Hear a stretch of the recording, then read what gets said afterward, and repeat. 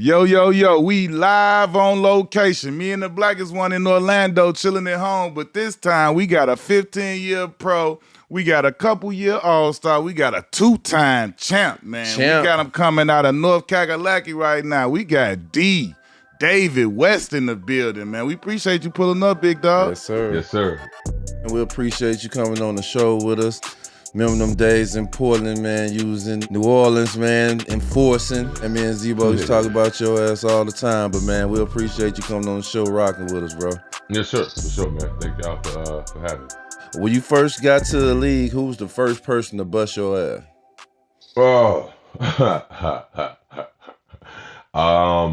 Yeah, it depends, man, if we're talking about practice or a game. Because I had a couple experiences. Because when I came in the league, I came to the oldest team in the NBA. So everybody was in their early 30s, mid 30s, late 30s. Yeah. These was seasoned, grown ass dudes. So I probably was mashed. Like we was playing pickup before. Monster Mash. Yeah, we played like 3 or 4 days, and I didn't get a chance to guard them because, we didn't switch. Like it wasn't no switching. So like George Lynch and Stacey Augman, when we played pickup, they guarded mash straight up. That was it. Yeah. There was no switching, none of that. So we playing, and the following week, like I hadn't guarded them all week. The following week, the matchups got funky. So I remember me, Track, and Big Cat McGlure ended up on the same team. So it's like, all right, Rook, you got to guard mash. So I never forget, man, the first possession he caught it, he hit a three. And I'm looking at him like, bro, you've been backing people down, turnaround jumpers for the whole last week. You ain't shot a three. Bam, he hit a three. Next time he got it, hit another three. And he looked at me, he's like, this what you wanted, wasn't it? Like, I'm like, damn. Like, he's like, nah, you wanted it. So, he had like 15 of the 21. We played the 21. He had like 15 of them. And I remember saying, like, this dude, I was like, man, this dude really tough, like shot making, touch. But the crazy thing about it was, like 2 days later, we come in the gym and they like, yo, we got to tell the team something. And like, Matt's been on one leg. He got to have surgery. He going to miss the first 20. Gave you business on one leg out there. I was like, damn. That's when it hit me. I'm like, yo, these guys are real. Like, these dudes are next level. Like, there's another level I got to go. So it was probably mash, yeah. Straight up. You born in New Jersey, but then you moved to North Carolina. Yeah. When did the ball start getting in your hands, and who put the ball in your hands? Right. So, yeah, I was born in Teaneck, New Jersey. So I was raised right outside of New York City. And, we hoop. So my brother was a few years older than me. So he was like my first basketball hero. So he played like D3, small college in Jersey City. So I was in Jersey City all the time, watching his games when I was like 6, 7 years old. And I just started playing then. Like I just got a basketball, fell in love with it, started playing biddy. And then like it was my thing. I tell people all the time, like, I really didn't have no other option. Like I wasn't investing in no other part of my life. I'm just being honest. Like it was all basketball for me. So my grandparents got older, and my mother and father, Jersey got a little bit more expensive, but my mother and father wanted to get further south because that's where my grandparents were. So we moved south in '96. I was 16 years old.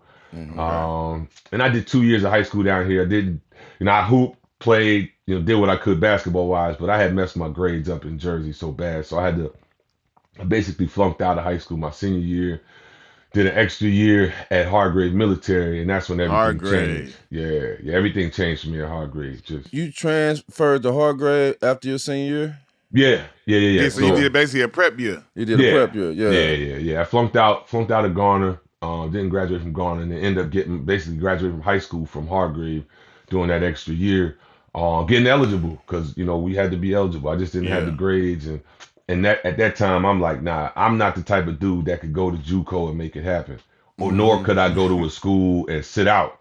And so, the best thing for me was to go to Hargrave when, we were still on that they were still on that military shit there. So. How did it come about though? Like, how did that become an option? Did they like, like, would they like, this what you got to do if you want to try and go straight to college and hoop? Yeah, it was just because of like I said, I wasn't a bad kid. I just, I had a big mouth.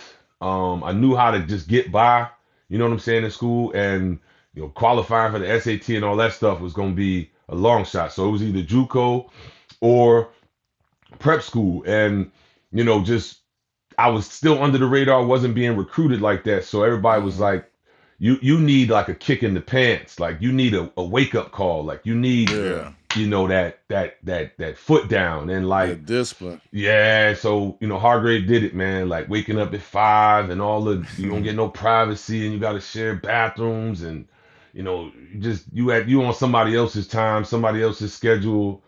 And I went in '99, bro. They held us to a crazy standard. It's not like that anymore. But when I went there in '99, it was. So you was in between, like, cause we was in. My class was 98. 98. Yeah. And Corleone Young was the birth. Yes. That's the only reason I even know what Hargrave Military Yeah. is. Then we had Josh Howard on the show, and he was telling us that he went there too. So you was Yeah. kind of in between both of them, huh? Yeah, I went with Josh. Me and Josh was on the Josh same was there. team. Okay. Yeah, me and that's Josh what's was on the up. same That's team. crazy. Yeah. We was on the same team. We known each other for a long time. But I went to Hargrave the year after Corleone was there. Right. And the dude Corleone got into it with a guy that was actually going to Xavier. It's crazy, man. Dude was supposed to be going to Xavier. He got into it with Corleone, got in some trouble, lost his scholarship, and then I went to Hargrave that following year, and Xavier gave me his scholarship to come in that next year. Damn. They didn't technically even have a scholarship. What did you learn from that school? Did you take like the discipline, the work ethic, and just keep it going throughout your career? Yeah. Because like you seem like like you was a leader, like you was very disciplined, you was Shit, very hell hard no. work. Yeah, I mean that came later. You know what I'm saying? Okay. That came, like I said, that was Hargrave. Hargrave was the pivotal point for me. Like it changed everything for me. The discipline, the basketball consistency, not being able to just, get by, doing the bare minimum or doing just enough. Cause, I went in there, these other guys had scholarships, like dudes had, scholarship offers, had already committed. They was coming there to get their tests. They was gonna leave in the spring. There was a bunch of NFL, NFL caliber guys. A couple guys ended up making the NFL who were on the football program. So I got put into this serious basketball sport environment. Unlike I had been in. Like I've been in, just been a regular public high school kid, man. Like play pickup in the summer. Like we did rec ball and stuff like that. But Yeah. I did AAU later. I did it when it wasn't really like I traveled nationally one time, you know what I'm saying? And that was after Hargrave, you know what I mean? Like so it was I didn't have like that national exposure. And I went in there and saw guys who had been to camps and, dudes who just, had coaches coming in to watch them. So I really had to get serious Pick up about off it. of them, kind of Yeah, I had piggyback to get off them. Yeah, I had to get serious about it. Yeah. Guys going to Nike camp and all that stuff. Yeah, I didn't go through any of that. I didn't go to ABCD, didn't go to Nike camp, didn't even go to 5-star for real, until I was in college. So, it was just, that was a part of my journey. I had to do the Hargrave thing. Like, it was like, I tell people all the time, it's like one of the worst years of my life. Just, because we couldn't go home when we wanted. We played almost 40 something games and, we up there fighting and all kind of stuff that was going on up there, you know what I mean? So, but it helped. I came out of there ready to go, man. Like I went into college. College actually was that first year was a breeze because I had already been through like that, let the leash off a little bit. Yeah, you got a little breathing Been room. away from home on your trying to be. Right. You was already used to that whole being away from the crib stuff. Like Right. a lot of people deal with that when they first get to college. You dealt with that a year early. Right. Could it been anybody else outside of Xavier that Bro. tried to give you a chance, or Xavier was just the only school that gave you one? Man, so recruiting wise, like I don't know, for whatever reason, people didn't see it. You know what I mean? And that's what I chalked it up to, man. And the way I got recruited with Xavier was we were playing at this event. This was my first time playing at a real national event called Charlie Weber. That's when they had that live period in like the fall, in like September. So me and Josh, we went to and he was already like basically everybody knew he was going to Wake Forest, but we went played. It was at the University of Maryland, and I was playing on this far court, and there was a coach Like I was playing, doing my thing, and then there was this little coach, little short dude with glasses. He takes his chair and sits his chair like in between the two courts. So I'm like, well, man, I wonder who he's looking at. Like, it looked like he's looking at somebody pretty serious. So I'm just hooping, doing my thing. After the game, he comes up to me. He's like, hey, my name is Jeff Battle. I'm assistant basketball coach at Xavier University in Cincinnati, whatever. And I really didn't even know who Xavier was at this point. But he was like, listen, I'm not telling you that I got the authority to do this. He said, but I'm pretty sure our head coach is going to love you when he sees you. And I just want you to know that I'm offering you a scholarship to Xavier.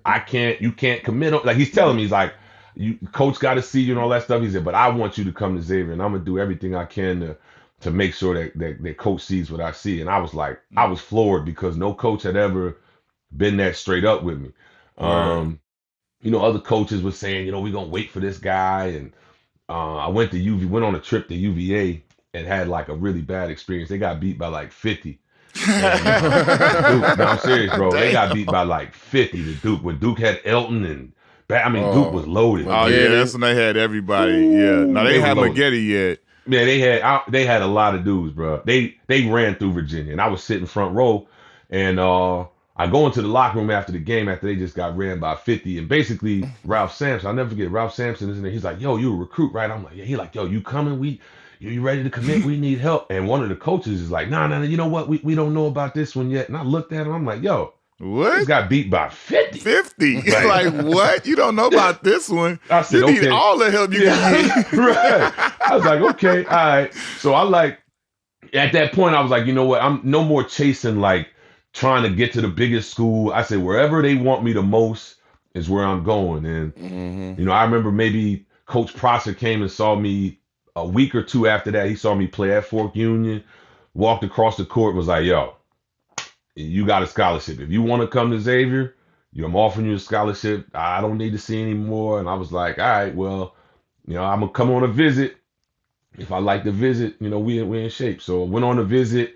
James Posey was up there. He played Temple. Okay. Posey. Yeah, that was a game. I watched Pose, and they like, yeah, this dude getting drafted next year. And, he's like, you're a little bit bigger than him. Y'all play, different, but we can do the same thing with you that we did with him. What's his name? Was Kevin Fry there then? Yeah, Fry was there. Fry was there with me. Yeah, he from the crib. Yeah, he was getting busy too. He was busy. Yup. Kev was there. But we had, like I said, so they put it in front of me. I went there on my visit, loved it. Those guys showed me a lot of love, and the rest was history, man. I went to Xavier, started every game of my career there. It was just a great ride. Let me ask you this though. Like, upon you getting there, right? Yeah. How quickly did you learn and get, initiated into how bad Xavier hates Cincinnati? Oh, yeah. Now like, this is the cross. Like, they didn't have real fights, Black. I'm talking about real fights in the city, like real fights. Like, tell me about that whole battle and that rivalry right there, because it's one of the realest ones. It's real deep right there. Yeah. So, we don't really mess with them dudes like that. We don't rock with them. But when I got there, I knew what was up. Like, it was clear. Like, this is who we're. We don't fool with them. We don't do nothing near them. They don't do nothing near us. We don't go. And they pick up games, and then we, different times in the summertime, they used to have this big summer league, and we would face off, and we won or whatever. We would always beat them. Like, I beat them 3 times. I would have beat them 4 if I didn't roll my ankle. But the Cincinnati. See how you know that right off the bat, Black? He know that. Yeah, that's an ingraded stat. Yeah, it's no question. But it's just a rivalry, man. We real close. We share the same small city, but 2 really historic basketball programs that just want to win. So it's usually bad blood for a long time. We got to get like maybe our age, where we older now and might be a little cool, but it's still, that tension is still real though. Yeah. You always got to test your mic to see if you can fit on this level. Word. How was it like your freshman year coming in and being able to play on the level and being at a big time college? Yeah, so when I came in, I mean, it was like they were telling me, like, just trust what we're, the plan we're going to put in front of you. Tyrone Hill had been there. Grant, Ty Hill. I played with Ty like Hill. Brian Grant was there. Aaron Williams was E. there. Grant. Pose. So it was like forwards that had been there, Yeah. made the Yeah. NBA. I'm like, all right, just let me listen to these dudes. And so that's what I did, man. I went there, I bought in. You know what I mean? Like I didn't fight it. I was like, I already learned my lesson at military school. Like, you gotta embrace where you are. Like, military school don't work unless you accept it. You know what I mean? Like, Yeah. you gotta accept that you're gonna be in there. You gotta accept that these people gonna kick your ass. They're gonna make you do A, B, C, D, and E. But ultimately the structure is what's going to help you. So I was able to pick that up and just brought that with me to Xavier. I still, what I'm saying, as a freshman, you still missing classes and chasing girls and all that stuff. But Yeah. the basketball stuff, I always kept solid. Like, high school was the last time that I played around with it, like where I jeopardized. I messed around in school, wasn't doing my schoolwork, and that almost jeopardized my shot at Your future. continuing to play. So Yeah. Yeah. I didn't. Once I got to Xavier, like, I was not playing around with that. You know what I mean? I'm like, nah, this is what you're gonna do. You set this course, so everything else comes secondary to this.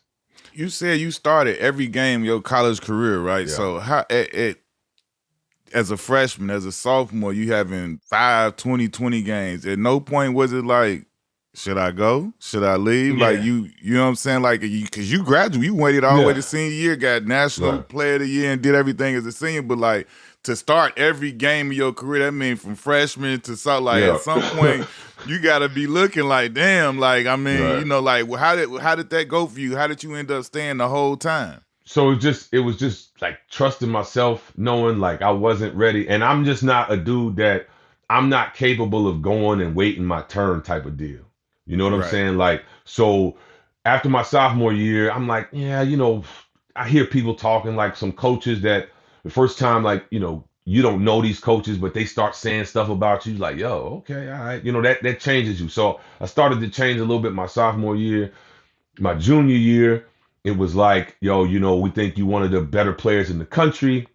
Had a really good, solid junior year. And then I did actually kind of I talked to a couple teams. I was talking to agents, had a couple agents kind of test where I was going to go.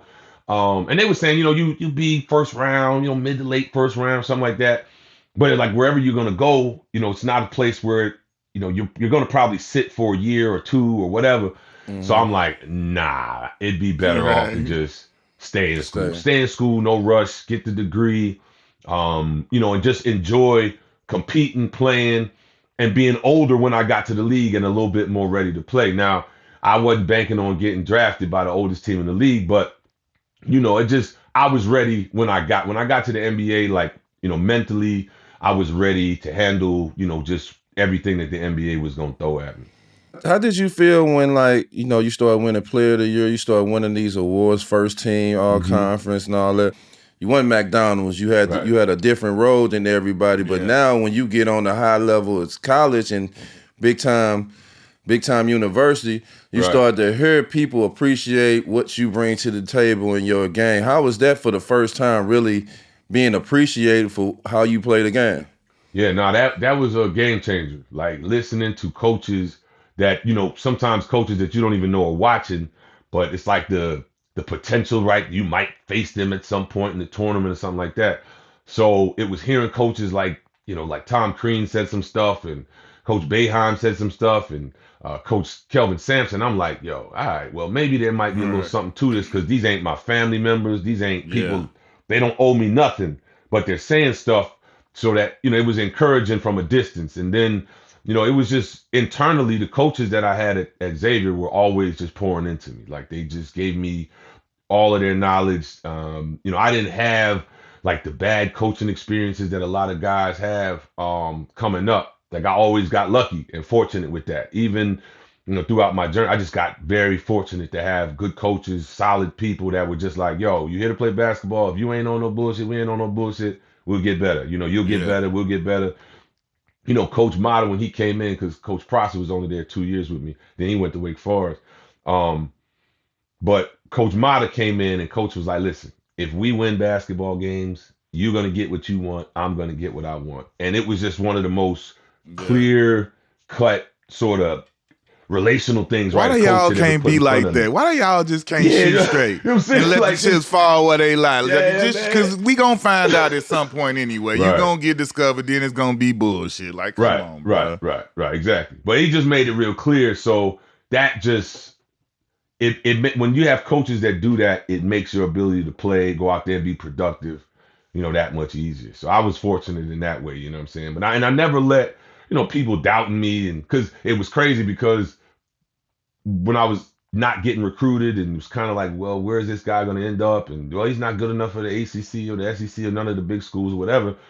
The 4 years later, all those coaches that were saying I wasn't good enough are like, well, damn. I mean, we didn't have the foresight, and that was humbling too. That was a humbling experience.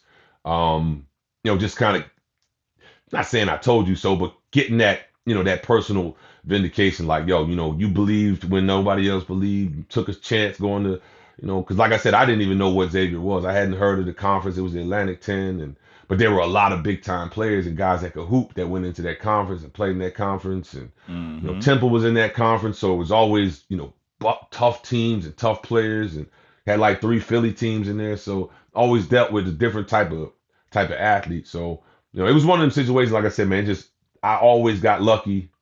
Things always fell right for me with the right coaches and the right teammates, right energy. And I just always, really, as I got older, man, I leaned on that. Like, yo, it should be working out for you. So just trust it. Yeah. Stay humble. Yeah. How proud are you of, in them 4 years, what you build up to by your senior year? Because, like, I was one of the teams that could win the whole thing. You know what I'm saying? Yeah, the legacy, like I'm proud of the work, that I did at Xavier, and, my career at Xavier is one of the more prouder, um, accomplishments for me. Specifically, like I said, man, I was a guy that struggled in school. Like education wasn't my thing, but then it was like military school.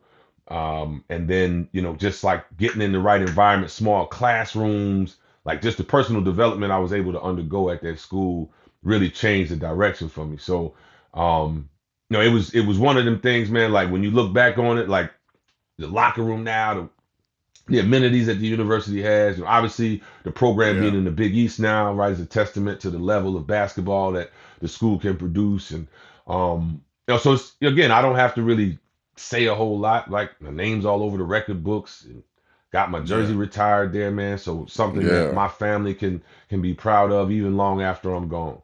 You said jersey retirement. How did that feel to see your jersey in the rafters at a school like Xavier, to get the opportunity for your family to get an opportunity to see that your jersey, your last name is getting put up in the rafters? Like, how was that for you?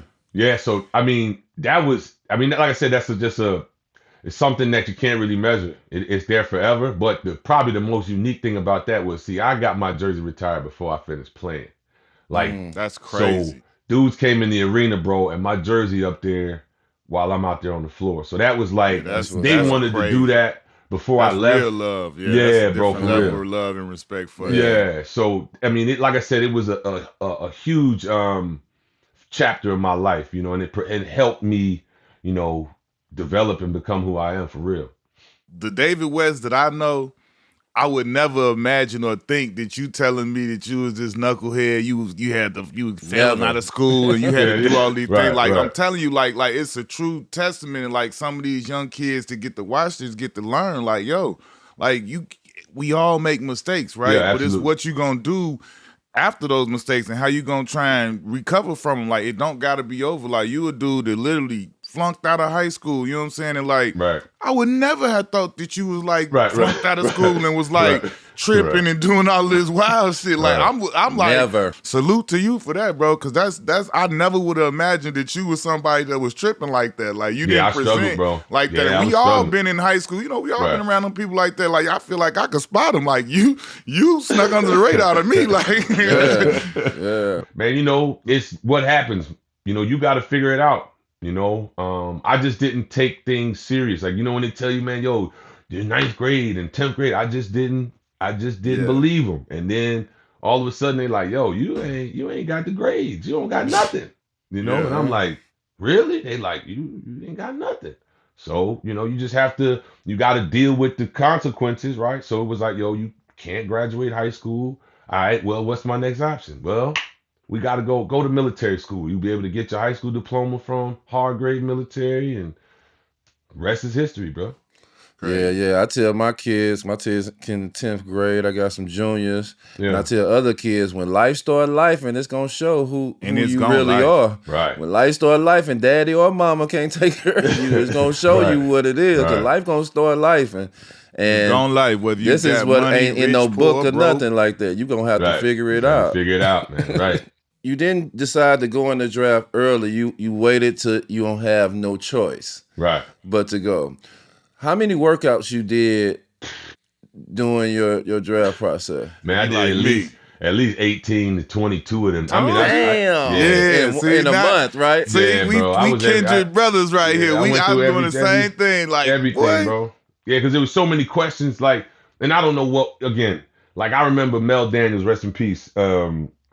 Big Mel was with the Pacers, right? So he comes to a game and he like walks up on me and like Mel Daniels was a big dude, and I'm like, yo, what's up? Like, he Want to see walks how straight up tall on you me. were. Yeah, exactly. And I'm like, he like, yo, you ain't no 6'6". I said, who the hell told you I was 6'6"?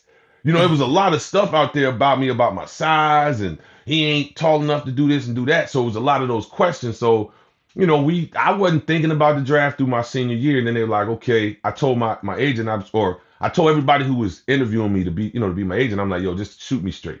Like, tell me the truth.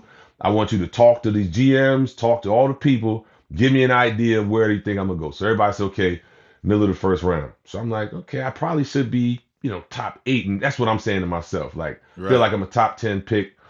But I'm looking at it like I said, yo, whatever happens to me is supposed to happen. We'll figure it out. That's kind of been the path of my life. So I've never, once somebody starts saying something or things start shaping up a certain way, I accept it and then I adjust and figure out how we're gonna go from there. So once they start telling me like where you gonna go, I said, okay, well, I work out for all those teams in this range. Now the crazy part was, and like, I don't know if y'all went through this, but because I told everybody to be honest with me, like these dudes were talking crazy to a degree. Like when you get in that, them GMs and them presidents, like they talking crazy. So you like, all right, chill. Like, not to the blessed one right here. This was the blessed one. You gotta remember when he came out, nobody had come out of high school and went higher than him at this point. This is the blessed one. He ain't. Okay. The Bulls the only one who My bad. mishandled him. They tried to say something about his braids or something, and him and Mama Miles came out like boom, boom. But that was it. Other than that, they was handling him with care. Now he only had dinners. But he ain't do no crazy stuff. He had a couple dinners, sit downs, and talks. Me and you now, we was in the whirlwind all over the place. Going through it, right. So I went through that. All right. So like, what I'm saying? I went through that, and that was like another humbling experience because I went through some workouts, and then when the guys are telling me, like, they're telling you who they're gonna draft, and I'm like, y'all think he better than me for real? Like, that's when I realized, like, you know what? Just because you in a high value position don't mean you know everything. Like, that was the lesson I learned through that shit. Cause again, it's no offense to anybody, but like I went to Seattle, right?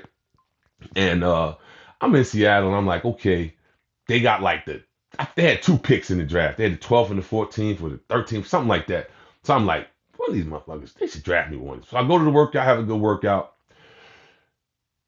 Like, you kind of getting that vibe, curious, like, when they like not going to draft you, they kind of that weird vibe. So they bring me in, they talking to me, and I'm like, okay, so y'all probably gonna draft me. Like, yeah, we're not gonna draft you. We think we got, the stars of the future. We think we got 2 guys that are gonna be our franchise guys. So I'm thinking, all right, well, I know Braun going 1, Melo, D Wade, and Bosh, probably gonna be the other guys. I'm like, I don't really see no franchise sort of level guys after that. For real. Like, we talking about. Right. Yeah. So the dude looked me dead in my face, and he was like, yeah, we're gonna draft Nick Collison, but we really think we got the next Stockton in Luke Ridnour. So Lukey and Nick. I said, you think Luke Ridnour? And this is, again, I don't know Luke, and this is no offense, but dog, I'm like, you telling me Luke Ridnour better than me? All right, bet. So I was done with the workouts after that, bro. Like, I was done. I'm telling you, I was done. I told my agent, I said, I don't want to do no more. He's like, no, you got to do some more. And luckily, what's crazy is the next week I had New Orleans. Do you feel like you were penalized? Because you remember in that time period, bro, everything was about straight out of high school, one and done, being Right. super young. And if you stayed sophomore, junior, if you forbid, God forbid, you a senior, something Right. wrong with you. Why you ain't left school? Because I remember they did Jameer Nelson the same way. Yup, They same screwed him way. over. Yup. So like, do you feel like you was penalized by that? Right. Nah, that was real because it changed so fast, bro. Because 2000, remember, they drafted like Kenyon and then like Yeah. Stromeyer, Pfizer. So there were guys that Drew Gooden was in there. So they were like guys that kind of fit the power forward profile that I fit. So I'm like, I'm good. I just automatically, I'm good. But like as the draft got closer, just having those conversations, you're like, nah, these dudes kind of tripping. But it was fine. You know what I mean? Like they tripping a little bit, but it's fine. Like guys telling me, these guys are gonna be this level or that level, and they don't see me getting to that level. It was all motivation. So when I went to New Orleans, I walked into New Orleans. It's a true story, bro. Bob Bass, who was he's passed away since passed, but Bob Bass was the general manager of New Orleans at the time, and he had drafted David Robinson. So when I went to New Orleans, bro, it was like a whole different vibe. So I'm like, yo, I hadn't got this vibe from any other team. Like Bob, Allen, Bristow, they came and like met me at the airport. I'm like, okay, pick me up. All right, the general manager and the president. All right, get there. And I'm ready to go. Like he got some high school. They got a couple high school guys because like Ebby Arad, I think his name was, and Lang, Big Lang was in there. A couple other guys. Ebby, yeah, he was in there. Yeah. So it was like a workout with like 6 guys. So I'm getting loose, warming up. We start doing some stretching, do some light basketball stuff. And then like right when we getting ready to start doing like some full court one-on-one and stuff, Mr. Bass pulls me out of the workout, and he sits me down on the side. He says, "I'm gonna tell you right now, if you're available at 18, I'm drafting you." And I was like, "Word?" Like I was stunned, because I had not gotten any kind of love like this. He was like, Right. I don't know what. He's like, you've been to like 15 workouts already. I was like, yes, I've been to a bunch. I'm going to Utah because they got the pick after you guys. He was like, well, I'm just telling you, no, you're not falling past us at 18. He's like, so, I'm telling you that. I'm putting my word on it. I just told my agent, I was like, yo, this dude just told me straight up they're going to draft me. He's like, yeah. I said, yeah, that's what he said. So he didn't even have me work out. He was like, man, I've seen you play in college, your stats, they did the measurements. He's like, I think you're going to be fine. He's like, I think you're going to have a long career. You're better than a lot of the guys that they have ahead of you. We're not worried about any of that. You're our guy at 18. So I knew I was going to New Orleans. After that, I was like, well, to hell with everybody else. My agent tried to get me to do workouts for a couple other teams, like to circle back. I was like, nah, bro. Mr. Bass said he's gonna draft me. I'm gonna trust that, and we just settled on that. Did you go to the actual draft? But I didn't get invited.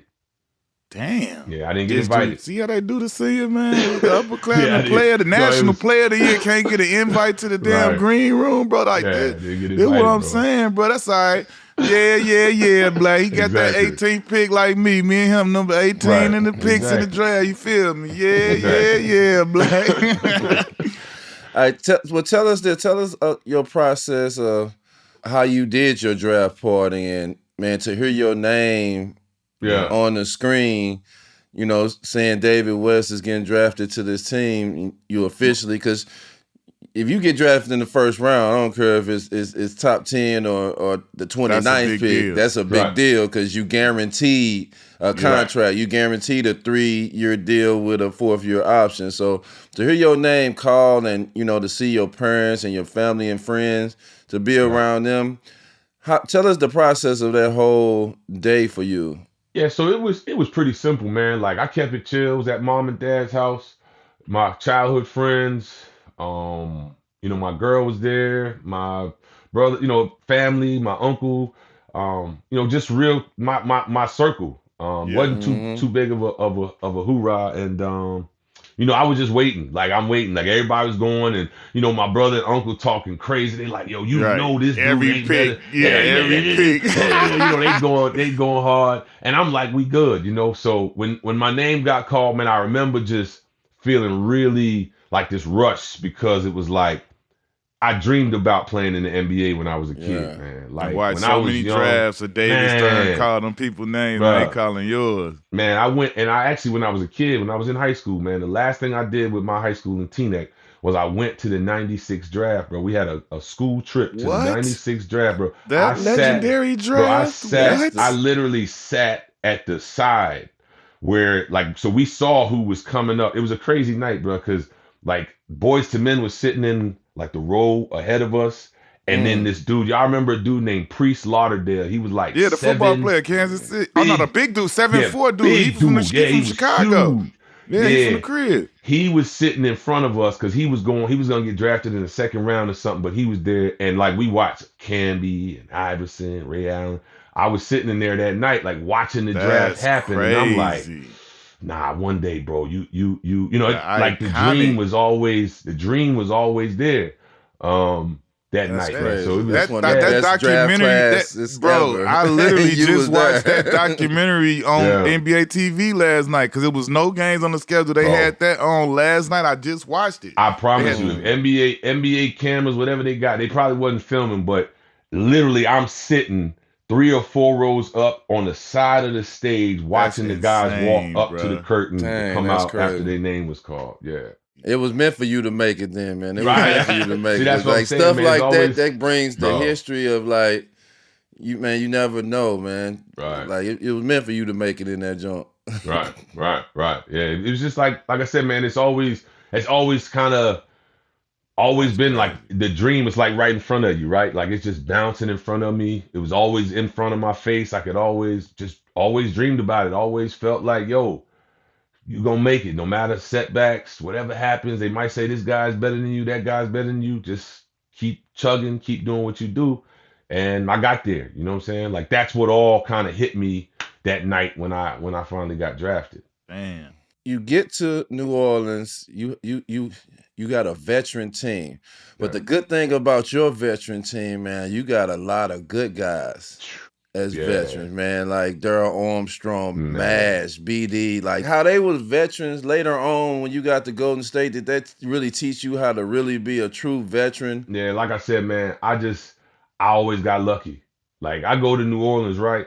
Like these dudes are past all the hate. Like they tried to get me to sing, and I'm like, listen, man, I ain't singing, dog. Like I actually like singing, but like y'all not finna make me do nothing. Like, you know what I'm saying? I just like you ain't gonna make me do nothing. Like no crazy stuff. And they were old, so they didn't even have the energy to like do it. Like the most they would be like Stacey Augman would be like, hey young fella, run me to the store or something. You know what I'm saying? Plastic Man, man. You Take me to most the airport or whatever. That was the but like they just put me on game. Like I had like Daryl Armstrong, David Wesley, Steve Smith, George Lynch, Stacey And Augman, Smitty. Oh, Sean Rooks, Smitty bro, too. Shaman Oh, you Williams. had Sean Rooks. Rooks. Now Yeah, that's our OG Tractor right there. Trailer. Now that's what. Listen, God bless his dead. Yes, that sir. was listen. That's one of the best OGs you Cool. could Yes, have sir. ever had, bro. Like Ever. you real talk. He cuffed me and D and showed us what the whole everything was about, Yes. bro. Like checked us when we need. I remember the first day we had like an optional practice, and me and D man like optional. Like, shit, we ain't going to that. Right. Rooks called us standing on the court. You hear the balls in the background. Them ain't like he ain't never been like that with us. He like y'all need to be here now. Yeah, absolutely, man. And that's what I said, man. I was in that environment. Them dudes, they just put me on the whole game of the NBA, the whole game. So it was like after basically every game, bro, was like I'm the only rookie on the team. They sitting me Crazy. down, just young fella, get over here and listen to this. And Yeah. man, and so Really, everything. all dudes is gonna call you young fella too. Yeah. All of them gonna say young fella. PJ Smitty. Brown, like the same way. PJ, taught me all the little ins and outs and Sneaky stuff. Yeah, all that stuff, man. They gave me game, bro. Like they really, and they was never on no crazy stuff. Just literally 2 rules. Like Rook, don't let us beat you here, and don't get out of here before us. You know what I'm saying? So I just had to be there before them and make sure that they was done off the floor before I finished. And that was the context of my rookie year. But they taught me how to get ready, taught me how to prepare. Like, making choices like young fella, pick your cities. Like, I didn't know what that meant, right? You burn out as a rookie, man. Every time you hit trying Miami, to go you blah, blah, blah, blah. crazy. Yeah, you just going, and they just said, yo, pick pick your cities, man. Pick your time. Order your steps type of deal. Them guys was just really solid. So I never had, like I said, never got the bad advice. It was always like, if you want to make it 10, 12, 15 years, this is how you do it. Because I'm looking at guys that's 13 years in, 14, 15 years in. Like, I'm watching them. Like, watching Smitty. That was like his last year playing. So watching him prepare, and he could still, on that right night, Smitty could still light your ass up. So just watching him prepare, and like I said, that was a really good experience for me as a rookie, because it just set me on that right course. George Lynch, strong ass. Strong than the motherfucker. Oh yeah. I'm hating when he go strong ass shit, boxing out all strong as right. Super strong. Tell us about Darryl Armstrong, because we know he was a true comedian on the squad. Just the energy he had. And we had him on the show, and some of the stuff that we heard come out his mouth. Man, loudest dude in the building. Dude, loudest crazy, dude man. in the building. But he's a great vet, man. We had, when my rookie year, man, so I wasn't playing a lot, maybe 10, 11 minutes a game. But like, in an NBA game, man, 4 minutes is a lot. You can lose a game for your team in 4 minutes. So definitely can. I was a part of the second unit. And, the way that we had Tim Floyd was our coach my rookie year. So the way he was doing the rotations, he was kind of getting the older guys agitated, because they needed to know. Like, and I realized that as I got older, right? Like, yo, you 34 years old, 35, you need to know how many minutes you're going to play tonight so you can prepare yourself. Coming in, all that shit. all that, man. Right? So, please and thank you. Yeah, man, Coach Floyd was still kind of on that college stuff. Like, on a whim, you're going to go in. So they had, Ice had got on him one night, and then, one night Smitty didn't think he was playing, and he threw Smitty out there for like 29 minutes. And Smitty like, man, I ain't gonna be good the next 2 weeks. You know what I'm saying? So all of that was kind of bubbling, right? So we get to Milwaukee, and we're playing, we're playing well, we trying, and Mike Red is up there going crazy, but we trying, you know what I mean? Like, we're competing. Ripley's. And the second unit, we come in and we get a lead, take the lead to like 8. He goes back, he cuts our time, because he's trying to win the game, throws the starters back in, and they kind of blow the 8-point lead, and he throws us back in like crazy. He throws us back in. We close the game back thinking it's over. We actually pull the game back, maybe 3 or 4 points, and then DA hits a shot and gets us the lead. Man, coach took us out, tried to close the game with the starters, and y'all know how that goes. Like, the guys who got the rhythm should finish. So we didn't finish. We end up losing the game. We get in the back, and he goes crazy. And I'm like, this little motherfucker ain't nothing but 170. I mean, he cussing everybody out. He throwing stuff. And then he says to the coach, he said, listen, you going to be our coach, and I respect you as a coach, but you can't fuck us too. Like, we got the refs fucking us. We got the and then you fucking us too. How we going to win? Like, but it was the way he, it was like DA had got to his point where, he kept things light, but he worked hard. And that was a moment where I'm like, okay, every player's got to have that other side, right? Every player got to have that switch, because DA was like the glue guy, joking, make sure everybody was doing right, but he kept it light. Yeah, damn it, when enough is enough, he got to say the right thing. And lost it. I said, oh, this motherfucker crazy. Like, he got all the fire in him. You know what I'm saying? But nah, just like I said, man, those types of experiences, man, just that helped me, have a smooth, super smooth career, man. Yeah. Coach Kenny wanted you to study Karl Malone. Mm-hmm. What in Karl Malone game that you start to look at and see that you added to your game? I got hurt being hard-headed, man. Like, I was trying to play the same way I was playing in college in the NBA. And these dudes had 20, 30, 40 pounds on me, man. And I'm going in there trying to crash against them. It just wasn't smart. So I ended up getting hurt. Enter the pick and pop. Yeah, right. Ended up getting hurt. And at the end of that season, because I missed like 55 games, literally, so Gat was like, yo, if you want to figure this out, you got to watch Karl Malone. And I didn't fuck with Karl Malone. I didn't, never watched him as a player. But I like it just, you got to change the way you play. This little 15, 17-foot jumper is money for this dude.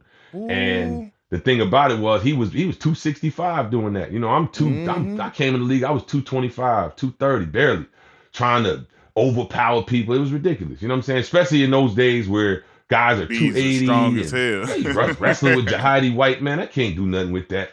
So nothing, man, nothing. So Gat was like the one, again, got lucky because he's a former player.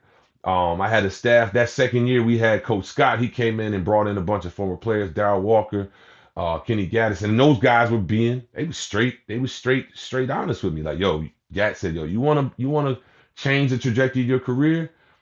You gotta adopt some of this. He don't play like him. You ain't even gotta like him. I just want you to see how he's playing. So that summer, bro, I just went in the gym. I just started shooting J's. I'm telling you, bro, like it was just that simple. It was like that's how I work. Like you gotta get to something, you gotta get it done. I went in the gym, started making 3, 4, 500 a day, just straight.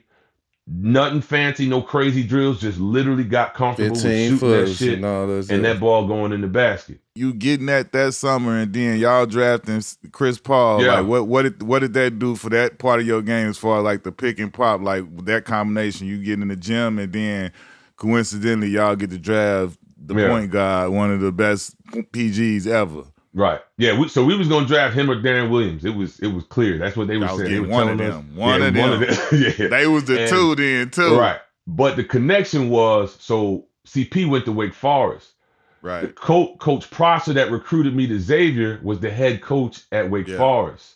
So I had met CP before, and was familiar with how he played. And Coach had kind of just said, man, it would be great if he got to y'all, Davey. If you guys get Chris, it's gonna be he'll be great for you, Davey. You get the ball. He's just kind of talking him up.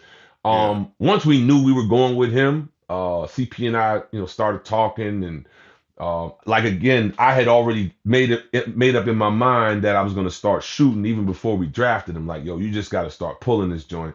Stop driving. There'll be times to drive and go dunk it, but you gotta shoot it. And that was hard for me because like I scored over 2,000 points in college, bro. And I think 18 and some change was within 8 feet, bro. Like everything was at the basket. Everything was at the rim. You know what I'm saying? So, it was a must for me to change. And so when Gat gave me he gave me the whole playoff run those 2 years. And when they went to the finals back to back, gave me some of his best regular season games. And that next year, man, I just was like, all right, you get this ball, nobody's, within the arm's length of you. You got to start with that shot. So I just started shooting it. And then, B. Scott just, put that battery in my back and just took off from there. This is what I love about our career, man. We caught Karl Malone and John Stockton right before they was done playing. And when I mean to tell you that shit is real, right? Like we see these two old motherfuckers, we finna run their ass on off the court, man. They was so veteran. Right. John Stockton was way bigger than what I thought he was. Right. I thought he was a little puny little white boy. He was bigger than motherfucker. Hey, and then Karl Malone arms was right. like this big, but he wasn't going to. The most he'll do under the goal, he'll seal your ass under the goal and get a quick layup. A quick ass layup. Outside of that, out of you. he would pick and pop, and I'm talking about that shit wasn't even hitting the rim. Right, all net, bro. All net, right. Hey, and this the grown man shit I'm talking about. When he say seal you, seal you. You ain't moving. Right. You in the phone booth. Boy, and I'm talking about like literally like I'm about to quick lay you because I'm holding you off over here and you ain't moving like you could do your son type shit like hold on son, sit your ass. Yeah, I just like boom, not moving and he just about to go ahead like boy. I used to play the four sometimes, so I'm like, nah, I got him. You know what I'm saying? I'm finna use this speed. Man, he sealed my ass. I felt like I was in a phone booth like under the gold and I was like, I ain't fucking with him. He too strong. He don't move. And I'm talking about in shape too, though. Where both of them motherfuckers run forever, ain't missing no games. They playing every game, all Condition, that. Right. A different mindset. Completely Don't different get screened mindset. by Stockton, bro. I got screened by him before. Yeah. Bro, I thought it was like Antoine Carr, somebody. I'm like, man, what the hell just happened? Yeah. That shit is definitely real. We got to run into that shit. But you get CP. For you to be especially a guard, a point guard, to come in and take control of games, how he took control of games. Just tell us about CP impact on y'all by getting a guard like him that's a pass first guard, but just a dog too. Yeah. So, CP came in and really just changed. So Coach was running some of that Princeton stuff he was doing in Jersey with Jason Kidd. and we didn't have quite the personnel that they had. And obviously, Kid was at a different part in his career when he was with Coach when they made those finals runs. But the thing with CP was we realized early like he got to have the ball in his hands. Like Yeah. he makes the right decision like every time, especially when he was young. Right, he was young. The thing about him was CP was young and a low turnover guy. So that was the Yeah. rare, right? A guy that small with that speed, that explosion, because he was fast Yeah. as a motherfucker. But like that speed was under control, and then he could make decisions running 100 miles an hour. So we knew like we played a couple pickup games, and we had turned the team over, so we were all young. We had like Speedy Claxton came in was like the vet, point Hey. guard. We eventually got J.R. Bobby Smith. Jackson. Yeah, JR was a young boy though. JR was 18. Yeah. He ain't know nothing, So we, That was we young were, money. yeah, we were Desmond still Mason. dependent. Yup, we depended heavily on Mace. Yeah. Heavily on Mace, and then Big Mark Damn Jackson athletic came in, freak. Another helped us. strong motherfucker. Yup. They all came Yeah. in and they just helped us. We had PJ for like 2 years, so PJ was like, and then finally he's like, young fella, I gotta go, want to win a championship. So he ended Yeah. up in Boston. But like those guys really helped the transition for us. Like the one thing that I'll give the at the time the Hornets, but I'll give New Orleans the credit for was the way they transitioned the team from sort of the veterans to it was progressively. And PJ was like it was almost like PJ left when they knew we had it. You know what I mean? Like once Yeah. they realized like all right, these young boys gonna handle it and they headed in the right direction, we can go ahead and let PJ go and let him go and finish his career how he wants, and then we just kind of took it from there. Tell me, where were you at when the whole Hurricane Katrina thing happened? Mm. Like real time. What was going through your mind as you was seeing everything unfold and how everything was going down? Yeah, so we had been in New Orleans the week before, right? Because and then I was gonna leave. We were leaving anyway because it was my birthday. So we left probably like 3 or 4 days before because they were like, "Yo, the hurricane is potentially gonna be massive," so they telling us to leave, and I'm out anyway. So I left, came back home, and then Katrina hit on my birthday. Mm. And it was probably by about noon. Well, maybe matter of fact, Terry Coughlin, who was our trainer, TK called me like midnight and it was like, D West, we not gonna make it. It's not gonna happen. We not gonna. I'm like, TK, what you mean? He like, this thing is gonna be bad. Just stay. They wanted to make sure everybody was gone, but he was like, just stay by your phone because who knows what the next couple months are gonna be. So I knew when I heard TK talking like that, Right. I was like, nah, something else is gonna go on. So that night and getting up that morning and just seeing the devastation, and then they start talking about the levees and all that stuff. Yeah. We lost just about everything. We were in a condo and the water got up to where we were, so we got everything was pretty much gone for us. Anything that you left in that house when you went back home, it was gone. Yeah, it was gone. Yeah. So, but like again, I was still relatively young, didn't have no kids, none of that stuff. So I was pretty agile, man. We up and out of here, man. Whatever. Right. It's a couple furniture, couple chairs or whatever. We out of here. We get new mattresses. But the devastation, I mean, it just hit the city, and obviously hit the most vulnerable parts of the city.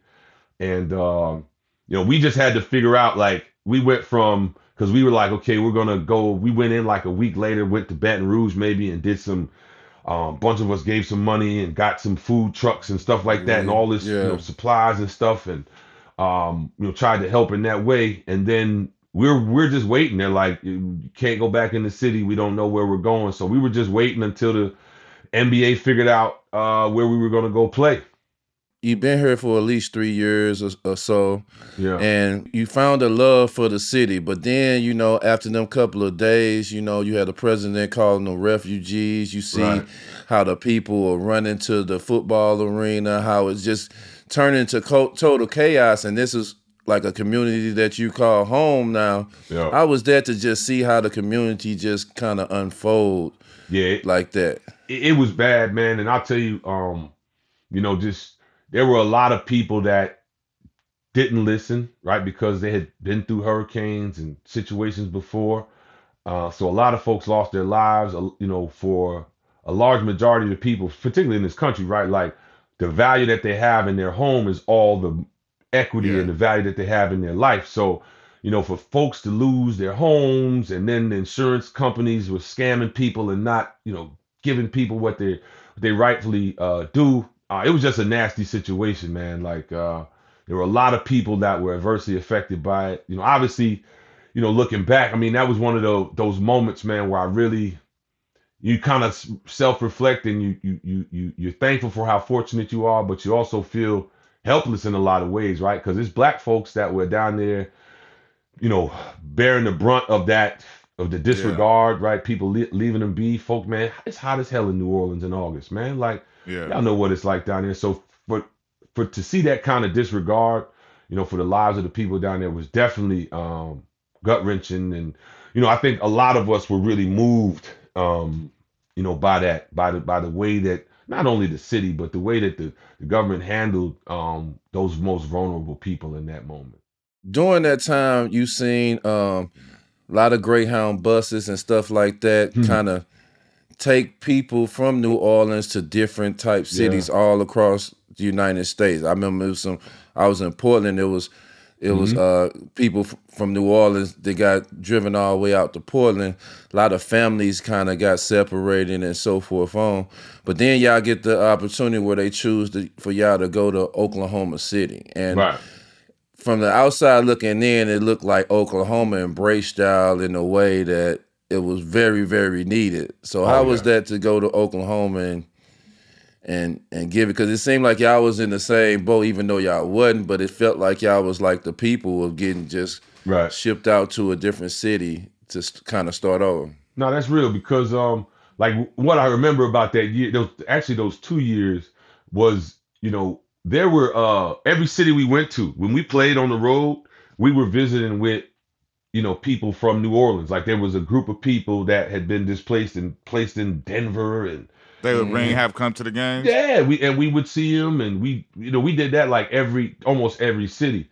So we felt Crazy. that, right? Like we went to Oklahoma City. We found out we were either going to Louisville, Kentucky, Norfolk, Virginia, or Oklahoma City. Those were the three places. And so we're like, whatever. We had no power. The NBA was just vetting, and what tipped the scales for Oklahoma City was they had an arena. I So was they about to like say the arena. and like, yo, they have they're like, yeah, you're going to Oklahoma City because they have an NBA ready arena. We like, they don't have an NBA team. They're like, yeah, but they love basketball and they got an arena and the whole, they told people like however long it took, they're going to up their taxes by like $1 and everybody bought in and, build that arena. So when we got there, man, it was crazy. It was literally like a college atmosphere, man. I remember we beat they just went all out for us, man, because it was literally like playing in college again. The people were making noise when usually NBA game would take a little while to warm Now, up. And y'all had the loudest arena of them first couple oh years. man, it was crazy. And I remember Miami came in there and Pat Riley called. He was so mad he didn't even sign the charitable stuff. Like he just felt like the whole game was unprofessional. The way we were playing, we were pressing and trapping, and the crowd was yelling through timeout. So he couldn't hear what he was saying in the timeout. So he got mad and called. He said this whole environment is unprofessional, and was pissed. When y'all find out, all right, boom, we going to OKC. That's what we gonna be at. At that point, y'all don't know how long y'all gonna be there. Like, so how is that process? Because like that's the part that people don't even get. Because that's Yeah. a whole, like you say, now you got to go buy a whole new thing in front. But like you got to find a place, you got to do all that. Then you got to vet. Do I buy a place? I can't buy a place because we might be out of here and I don't Right. know when. So like, how did all of that go for you? Now it was pretty simple, man. Because like I said, the Oklahoma City laid everything out. So they had neighborhoods, and like at that time, it's not an NBA market yet, so stuff was dirt cheap. So some guys were buying houses, and some guys were renting. And it was still very much a middle market or very slow paced town at the time. It wasn't even really a city like that. So we were very comfortable in that. We were practicing at a small college, and they opened their doors for us. Like the whole city was super welcoming. Like That's dope. there was nothing that was like they gave us we had a whole hotel. We stayed in the hotel for 2 months.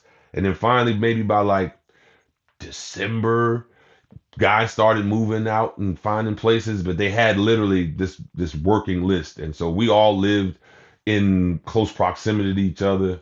And they really, like I said, they just laid it out for us, so it was a seamless process. That's dope. When they picked you to be an All-Star, you heard your name that you can become an NBA All-Star. How was that for you? One of the local reporters, man, John Reed, he was like, "Hey, man." So he started asking me like a month before it, right? Like, you think you got a shot? And I'm like, maybe. I don't know. I know we're having a good year. I'm having a good year. Our team was, second or third in the West. And I just, I was never somebody to like set them type of goals. It was like, if it's gonna happen, it's gonna happen. So when I went to play, we had a game, a stretch against Denver, and then we played in LA. And had a really good game that night, and it was kind of like one of them the moments where you like, yeah, I think something happened, like something's going on. Like, that was the first night like Kobe actually greeted me at the jump ball and shit. So I'm like, yeah, starting to feel it a little bit. Like, you know what I'm saying? I'm like, yo, I'm shaking it up a little bit. Like, I heard like I forgot one of the coaches over there, like, was, when you're young in the league, man, like coaches don't call you by your name, right? They say stuff like, get him, or number 3. They kind of, they don't give you the respect of, your name. So when you start hearing coaches say, nah, you gotta, Wes is gonna do, I'm like, wait a minute, all right. So it was like little stuff like that. And that game in particular, I just started to feel like, okay, man, this is like guys are respecting what I'm doing. I could see kind of them adjusting to the way I was playing. And then, like I said, it was just a matter of the team is like, yo, man, they're gonna select you to the All-Star team. I was like, well, I didn't know how it worked. They said the coaches do it. I said, well, that's really dope because they don't owe me nothing. You know what I'm saying? Yeah. So it was just a super proud moment. Like I said, one of those moments where it's not something that you set as a goal, but you just feel like it's a great accomplishment because people are recognizing sort of your hard work. And like I said, I had completely changed the way I was playing. And it was sort of a validation of the way, making that right choice to make that, humble myself and make a decision to shift the way I played. I wasn't walking in that locker room, and now you're amongst the greats of the game right now, and you walking in there, you seeing the Dirks, you seeing the Kobe's, you seeing these guys, and you're a part of it, and you see that jersey with Wes on the back of it, your last name. I was that first moment walking in that locker room and just seeing everybody.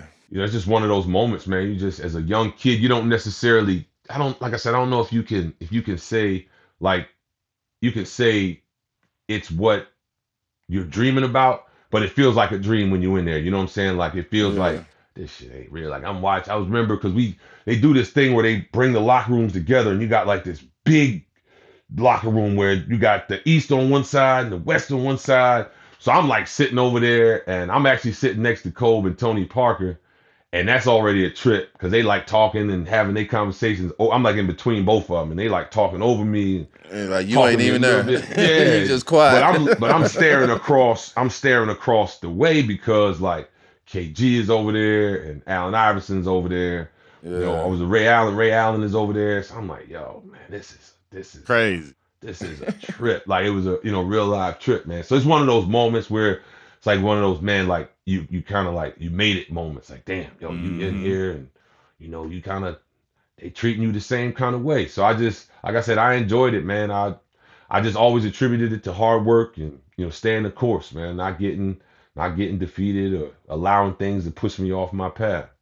After that year, your first year, you making the All-Star team. You made the All-Star team the next year. But after that first year, I was in the West in Portland, and I felt the swag completely changed. The confidence, the everything completely changed. How did that year just kind of boost your whole everything? Like, you knew exactly what you supposed to do, how you supposed to affect the game. Yeah. Defensively and offensively. What was your role? How did that just boost your confidence in a whole nother level? And CP calling you the 17-foot assassin. Yeah. I would say, man, it's mostly like Coach Scott put a lot of confidence in me, man. Like that dude. It took B. Scott, man. It took me some years to really understand like the value that in the role he played in my development as a pro. But he pumped a lot, just a lot of the confidence in me because he was just telling me to go. Like, yo, go. Him. I had Coach Clemens while we were in when Phil Jackson took his little break before JC got back with him. Clemens was with us in Oklahoma. Clemens, so cool as hell too. So he was like he trying to build this confidence, man. Like, yo, you gotta match these guys on the stat sheet, bro. Like, you gotta, you just as good. You can fill the stat sheet up. And he was telling me that because at the time, like, it was a matchup for me every night, bro. I mean, Oh at the yeah, at the believe power that. The forward Dirty spot, it was a West. matchup every Believe that. night. So he's like, yeah, we gon', y'all are young. He's like, you young, you winning games, but nah, motherfucker, it's Coach Scott be like, motherfucker, match them on the scoreboard, match them on the score sheet, man. Stop. I hate looking at. So I'm like, all right, like, what do you talk? I'm trying to get him to tell me specifics. Like, what do you mean, man? Be aggressive. Go out there and just be aggressive. You get that shit, shoot it. I'm like, but you call the play, man. Fuck the play, man. You get out there and shoot. Like, he was literally giving me that Yeah, type of that's boost. You know what I'm gas. saying? And Yeah. so I was like, bet. Like, I'm gonna do it. You say shoot it, I'm gonna go out here and just shoot the ball and take my shots. And he said, you missing them making shots. He said, you can't, you can't come to the bench and we lose a game and you got 12, 13 shots. I'm like, well, I wasn't making, well, shoot 10 more. Like, he really was pushing it, and Yeah. he would have, every night it was a matchup. And then in OKC, man, one night I matched up with Elton. And he came before the game. He was like, this motherfucker gonna try to kick your ass, right? And I was like, yeah. He's like, you got to do some ass. You got to fight him back. And he's like, no matter what's going on, he's like, if you get a chance to score, go at him, go at him. And that was like one of the times I felt. I mean, we won the game, and Elton still had like 37, but I think I had like 35 or 33. But we were literally just going back and forth. And that night, that night changed me a little bit. You know what I mean? Like, that's one of them nights that changes you. And I remember Coach Scott, just saying, yo, next is Dirk and then KG. And then, like, it Yeah. was his thing. Like, I want to see you have these good games against these guys at your position. So, it was every night. And that confidence came from that. Like, just having that coach that's in your back, your teammates, like, yo, you get that rock, bro, let it go. Like, and then CP's an assist hunter, man. Like, people, if you ever play with C, like, he wants you to score the ball so he can get an assist. So, Yeah. like, by the time you touch it, you gotta be ready to let it fly. So, it worked. Like I said, it just worked. It boosted me, and having somebody in my corner was monumental for real. Yeah, I know, because Zebo used to want to kill your ass. Every time he said he wanted, I'm just saying, I'm about jealous right now listening to him. He got coaches, teammates, players, everybody like, shoot like Black. We know how that feels. Like, Yeah. we know how it feels. We didn't get to feel that much in the league, but I'm just saying, for you to be, that's a blessing, boy. Like, Right. that right there have you feel bulletproof, bro. Like, Yeah, what? absolutely. The Absolutely. coach with me The head like this? the Like, head oh, coach, it's right. over. It's over. Right, the head coach, right. We had Dwight and CP on the show. Mm-hmm. What was your thoughts? And what was your thoughts when you seen CP dunk on Dwight? Ooh. I didn't know CP was gonna turn it over, man. Like, but he's sneaky like that. Like, if he got enough running start, and I think he just caught, like, Dwight didn't expect him to dunk it either. So he just caught him. He caught him on that back hip, and it was a wrap. What was your reaction to it though? Like, I couldn't believe it. Like, to be honest, I mean, we just were like, damn, like, he just dunked him, dog. Just dunked him. But we knew he had bounce though, like, cause he had a little bounce, little sneaky bounce, man. Yeah. Before we get out of New Orleans, I want you to tell us about that San Antonio Spurs series, where y'all had the chance to beat well-known champs. You know what I'm saying? A championship organization, a championship team with Tony Parker and Duncan. Yeah. So you gotta remember that year, bro. That was probably one of the toughest. I don't know if they could replicate how tough the conference was that year. Like, it was cracking. We wasn't supposed to win the first round joint because we had Dallas. Now remember, the 7th and 8th seed had like 52, 53, 54 wins. So you playing a 50 plus win team no matter where your seed is at. So so we got by Dallas, and then everybody was basically like, well, they got through that, but San Antonio is a different monster, and everybody knows they are, right? Like, the main thing with them, dog, was just like they were so just consistent. We weren't as consistent as we needed to be, but we still had a chance to beat them. I hurt my back in that series, and I've said this, man, like, if I don't hurt my back, if I'm healthy, we probably closed them out game 7. But I just didn't. We as a unit, like, we felt it. Like, we felt the weight of their experience. Like, Manu and Tim and they got Ori doing the little dirty stuff, going rebounding. People don't realize how dirty that motherfucker was, right? Like big shot. He made some big shots, but that dude played. He was one of them old school dudes. He did whatever you had to do to win. He was Pull gonna do. jerseys, pull you, Yeah, hold all you, kind of all that shit, stuff. man. All kind of shit, man. Some So smart OGs, boy. You don't yeah, see that on the camera. right. But we grew up like that was one of them. I think everybody Tyson and CP, like for us as younger players at that time, we felt like, okay, man, we learned a lot through that whole run, through that experience, particularly going up against a team like San Antonio, and then we beat them up so good, right? The Lakers kind of walked through them.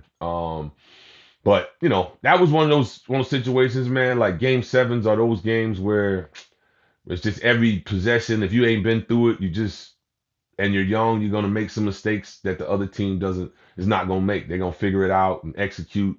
You're gonna turn it over. They're not gonna turn it over. You're gonna miss the free throw. They're gonna get an offensive rebound on the free throw. The small stuff, ultimately, is what makes them what they were, man. They were a monster back then, man. What made you opt out and decide to I'm gonna go with Indiana? I'm gonna sign this 2-year deal with Indiana and kind of move on from the only team you've been knowing since you've been in the league.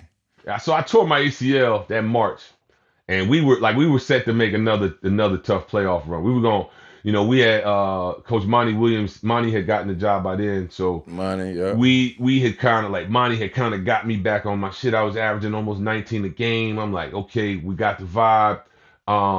But then I tore my ACL in Utah one night late in March, and that kind of was tough because that was my contract year. And a lot of people don't know this, but like I had already agreed to an extension. We had a handshake agreement with Dell Demps in place for an extension to stay in New Orleans. But then when I got hurt, and then the pending lockout, CP, like the team had done some stuff. It's a long story, but the team had done some stuff before that. Like mainly we had a chance to go after Rip Hamilton, and these motherfuckers went and got Luther Head. No issue with Luther Head, but we were like, that was the final straw for CP. When they did the Luther Head thing and rescinded it and all this other stuff, like CP was done. So I knew he was out. And so then that's when they did the whole Lakers thing, rescinded the trade. So once he told me, so like once he was gone, and I'm looking at it, I'm like, you know what, we just need to start from scratch. Like I need to go find a different situation. My role is going to be different, because of the injury, and knew I was going to take, it was going to take me some time getting back. And at that time, it's like year 8. So I was, in my veteran mode or whatever. And was looking, wasn't necessarily looking for a change, because I'm gonna just be honest with you. If I don't tear my ACL, and I probably don't leave, because I think I would have finished that year, really strong. And I think we would have made a legitimate playoff run. But as is life, things happen. Like I said, some of the management decisions early on in that shit, man, just they tried to trade Tyson, and we like, yo, what are y'all doing? Right. You trade Tyson, the trade gets rescinded. Tyson is done for that year. He just was mad that how it is. You can't. Yeah, nobody want to come back somewhere they try to ship me out of, and then you stuck there like I don't want to be here. You didn't want me here. I don't want to see you, motherfuckers. Exactly. So we knew that, like we flat. We had like a complete drop off in the playoffs. Weren't competitive. And then they traded Tyson that year, like CP. We were tight, man. We were, like we had developed this camaraderie with each other and this real comfort level. Like we thought we was gonna be together for a long time, a lot longer than that little 3 or 4 year window. So when they did the stuff with Tyson, and then they tried to do the Luther Head thing, I'm like, CP is done. And he told me, he's like, D, I'm done. I'm going. He's like, so I'm just telling you because we brothers, all this other stuff. I'm like, nah, you gotta do what you gotta do. So I immediately like shift, and I knew that that Indy had some interest. There were a couple other teams that had interest, but they were a little skeptical about my ACL. But Indy wasn't skeptical. They had like one of the best doctors, and the doctor that basically helped extend Larry's career with his bad back for like 3 or 4 years. Was their chief, basically their chief technical doctor. So he saw my knee, took me through some crazy tests. He told Larry and Donnie like it was all good. Like, yo, his knee is fine. And I decided to go to Indy, because it was they had the right mix of guys, like the right young guys I could help mentor. Felt like they could use my toughness, just looking at competing against them Yeah. the year before. Like, Yeah, man, these you was motherfuckers like ain't the got piece no, they needed they to ain't take got no, them to another level. yeah. Yeah. So you could kind of feel like I knew where I was gonna fit in there. Um, so that was, I mean, it was a real easy decision, and then Indy was just another great stop for me because again, surrounded by really good people, and the players were hungry. We were coming out of the Malice in the Palace, so they, the fan stuff was still on the rocks, but we made, after that lockout year, when they threw them, we started that Christmas, and they threw them back to back to backs on us. We had Yeah. like 2 or 3 of them joints, but the fact that we had very few injuries that year. We played a style of basketball that was like that Indiana fans could like appreciate because it was rugged. Yeah. It was a little bit Yep. slower, more methodical, which is what I needed coming off of a fucking knee injury. But Yeah. it was effective for us. You know what I'm saying? And it fit kind of where everybody was at that point in their career. Talk to me about going 7 games with that big 3 in Miami though. Yeah, bro. Like talk about because that to me that was the best version of LeBron.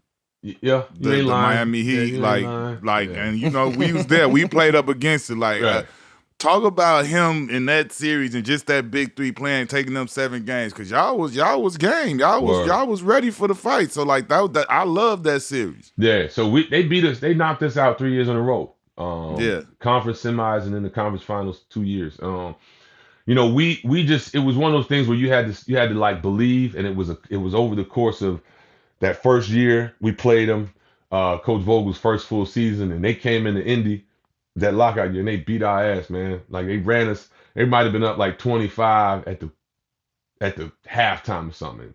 Vogel comes in, breaking clipboards, and he's cussing the guys out because he's basically, it's like a confidence cussed out. He's telling Paul and, man, you just as good. You can compete with these dudes. Trying to get us to believe that we deserve to be on the floor with them and compete with them. So it really started there, and then after that, man, it was like we went and we just had a target. Like we knew like they were something you could chase. You know what I'm saying? Like because like they were doing it so well, and then like Bron was just at another level down there because to me, it was like the first time he couldn't just run this show. He couldn't just run this ship. You know what I mean? Like you had to deal with Pat Riley and then Alonzo big ass walking around and UD patrolling and even D Wade, like, man, D Wade was a nutcase too because he would snap on his teammates, and so I don't think Bron had ever dealt with guys like that. You know what I'm saying? And in that collective sense, where they had like a standard, a culture that they were going to hold everybody accountable to.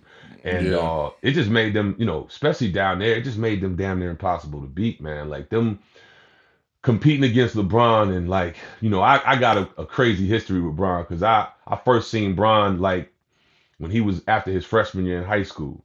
And he wasn't a well-known at the time. And he was buzzing a little bit, and I didn't even know he was. And then when I finally seen him, I'm like, yo, what am I looking at? Like, there's a picture, bro, on the internet of he was getting a trophy at 5-star camp. He's just finished his 9th grade year. I'm a counselor. Like, this is after my freshman year of college. And we were staring at the dude because we had never seen nobody built like that. As a Like, freshman. and you telling me he a 9th grader and this dude's shoulders and his calves was all big. Like, it's like, yo, what is this? Like, what are we looking at? So like for real, I mean, that was my impression of that dude, man. Like when I first saw him. So it was crazy because it was that, and then like by the time he was a senior in high school, I was a senior at Xavier. And it seemed like every time I'd have a big game, this dude would do something crazy in high school. Like literally, I'd have this. I'm like, damn, this dude is just like next level. About it all because it's Ohio. Bro. And then I seen him when we were I just saw the progression. So it was like by the time he got to Miami, I was like, yo, like D West, you know what this is with this dude. Like the only way you're gonna beat this dude is like y'all really gonna have to beat him. And I mean beat him, right? And like being able to get by him was a matter of the collective. It wasn't gonna be on no individual. And they had they just had more, right? Like we could compete with them, we could beat them throughout the regular season. That second year we had, because we wanted to get the home court advantage. We were chasing them. We basically jumped out early and were like, nah, we gonna make y'all catch us because we want this one seed. But they just had another gear that it's just hard to describe, bro. Like I seen that man turn his ankle one time, right? Like on the break, turn that shit fully over. Just touch the ground. I know exactly what you're about to say. Go ahead, finish. Touch the ground, finish the play, and I'm standing back. I ain't wishing pain on nobody, but I'm like, yo, he gotta go out after this. I said, we got him. I said, yo, he gotta go out after this. He got to sit down. Like that motherfucker tied that shoe tight as hell and ran up the court. Call a timeout. Call a timeout. Dude limp to the bench. Come back, make the free throws. I'm like, what happened? Like, why is he not out? Like literally, bro. We needed like 2 minutes. We needed them 2 minutes of him to go to the locker room. You know what I'm saying? He didn't do none of that. Yeah, because if he had done that, I think we steal that game. But he comes back and it's like, okay, he realized. So LeBron's version of being hurt at that time was like, I'ma just slow everything down and make deliberate post moves and start shot faking and like becoming more fundamentally sound because he wasn't fully 100%. So just seeing that dude at that level, like I said, it's just it was tough, man. Watching him at his best, yeah. To me, that was by far the craziest version. Like, and I can't say I played against him after a certain point when I left the league. Right. But like, that was ridiculous. Because even when, like I said, the main thing with that was they had a game, and again, there were moments in those series, bro, where I literally thought we had them because there was a game where we're up 2-1, and the game 4 is at our place, and we up 2-1. We stole one down there. D Wade and Spo had this big blow up. They fussing at each other, and I'm like, ooh, we got him. Like I'm like, we got him. Like there's a crack in the armor. Like I never seen Spo fussing, and he pulled D Wade out of the game, and they basically conceded game 3. So we go up 2-1. There's like rumors that D Wade left the team and Bron left the team and all sorts of stuff. We don't know what's going on. They're not even staying in Indy. They on the outskirts.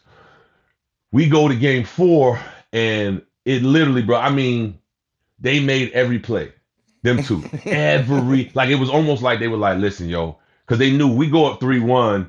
That means it's over. We got it. So they went to that level that it was like, it was telling me D Wade's knee is hurting, and then he had this one play, bro. He takes off outside the lane, and I'm like, yo, like he fly. But you could see it in their face, like they felt so threatened by us, right? Like they tapped into that greatness, right? And I was like, nah, bro. Bron had like 40, 18 rebounds, 13, something crazy numbers. D Wade, same thing. They just that greatness switch. It was like, nah. So it was, going through that, seeing those guys, like I said, seeing Bron go from this 9th grade dude to this, and like Bron has carried that mantle. That's the one thing, I commend him for, because like the pressure has been on his shoulders, bro. Like when he was a 9th grader, at that 5-star camp, bro, they brought the whole 5-star, like, Illuminati leadership out, like Will Klein, Garfinkel. They was all there for him, bro. Like, right.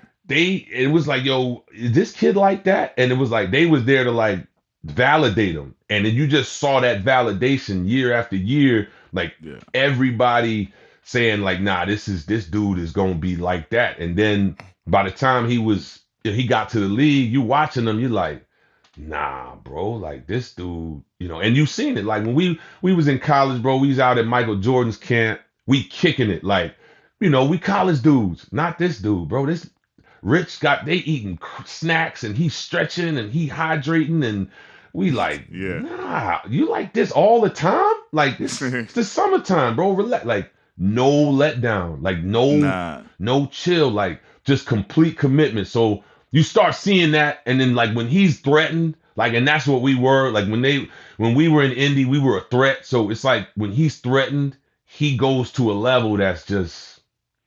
And then Miami had him playing defense, so he blitzing screens. That's what I'm saying, Mike. Crack back, block. I mean, doing all the chase down. He doing all that, man. Like he was closing out on that thing like Dion. I'm talking, he on one side, he's closing out like Dion. Yep, they made him give max effort. I want to ask you about the infamous. This is the infamous, the Lance Stevenson, the blowing in the ear like Yeah. blowing Lance the will kick. make you dance. Did you see this like actually in the game, or did you see it after the game? Did you know it happened when it really happened, or did you see it like what was your No, so perspective on it? we saw it in the game because like Dan Burke was like the Lance police. So we had an assistant coach that like Lance had done that throughout the year too, bro. Like people don't realize Lance had been pulling them blowing in your face, and you know he would do that on the free throw line. You know, you go try to walk and get it. Lance would walk by you and just like you know.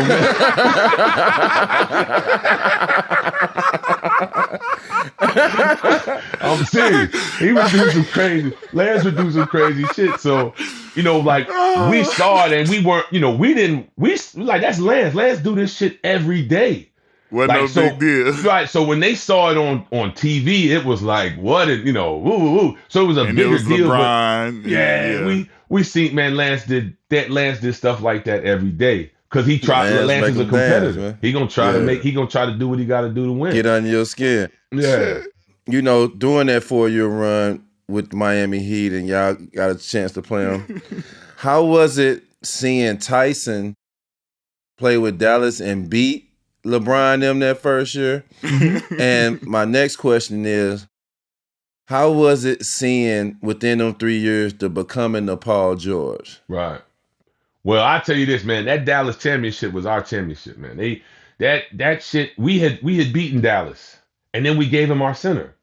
Like you gotta remember, we beat Dallas that year. Yeah, we beat them in being 6. lost to the Spurs. Yeah. And then we didn't have an issue with Dallas. It was we needed our center, right, and to be confident like he was when he got to Dallas. He got to Dallas. He was confident. We knew they were gonna win it. Like we knew it. Like once Dirk had that defensive guy behind him that could, you know, protect the rim, but then also like Tyson guarded all the good bigs. Like whoever if it was a go-to big on the other team, Dirk was just guarding whoever. Tyson guarded them, big or small, like power forwards and center. So it was a great luxury. I had that luxury with him, right? Because there were nights where Tyson like, nah, I'm a guard this dude. I'm like, all right, whatever, you got it.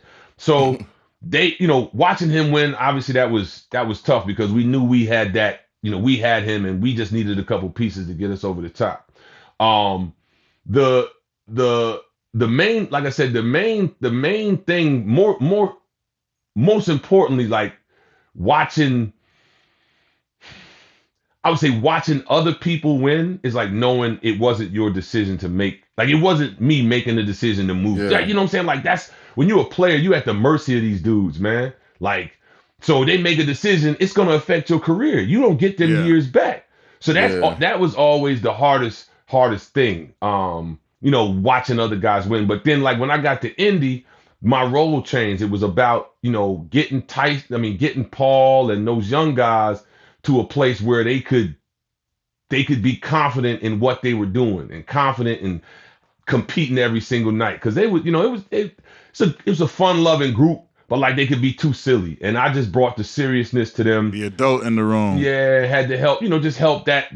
But this, you know, those solid dudes, man, like wanted to be great pros, wanted to be, you know, be contributors and wanted to, you know, we really wanted to win.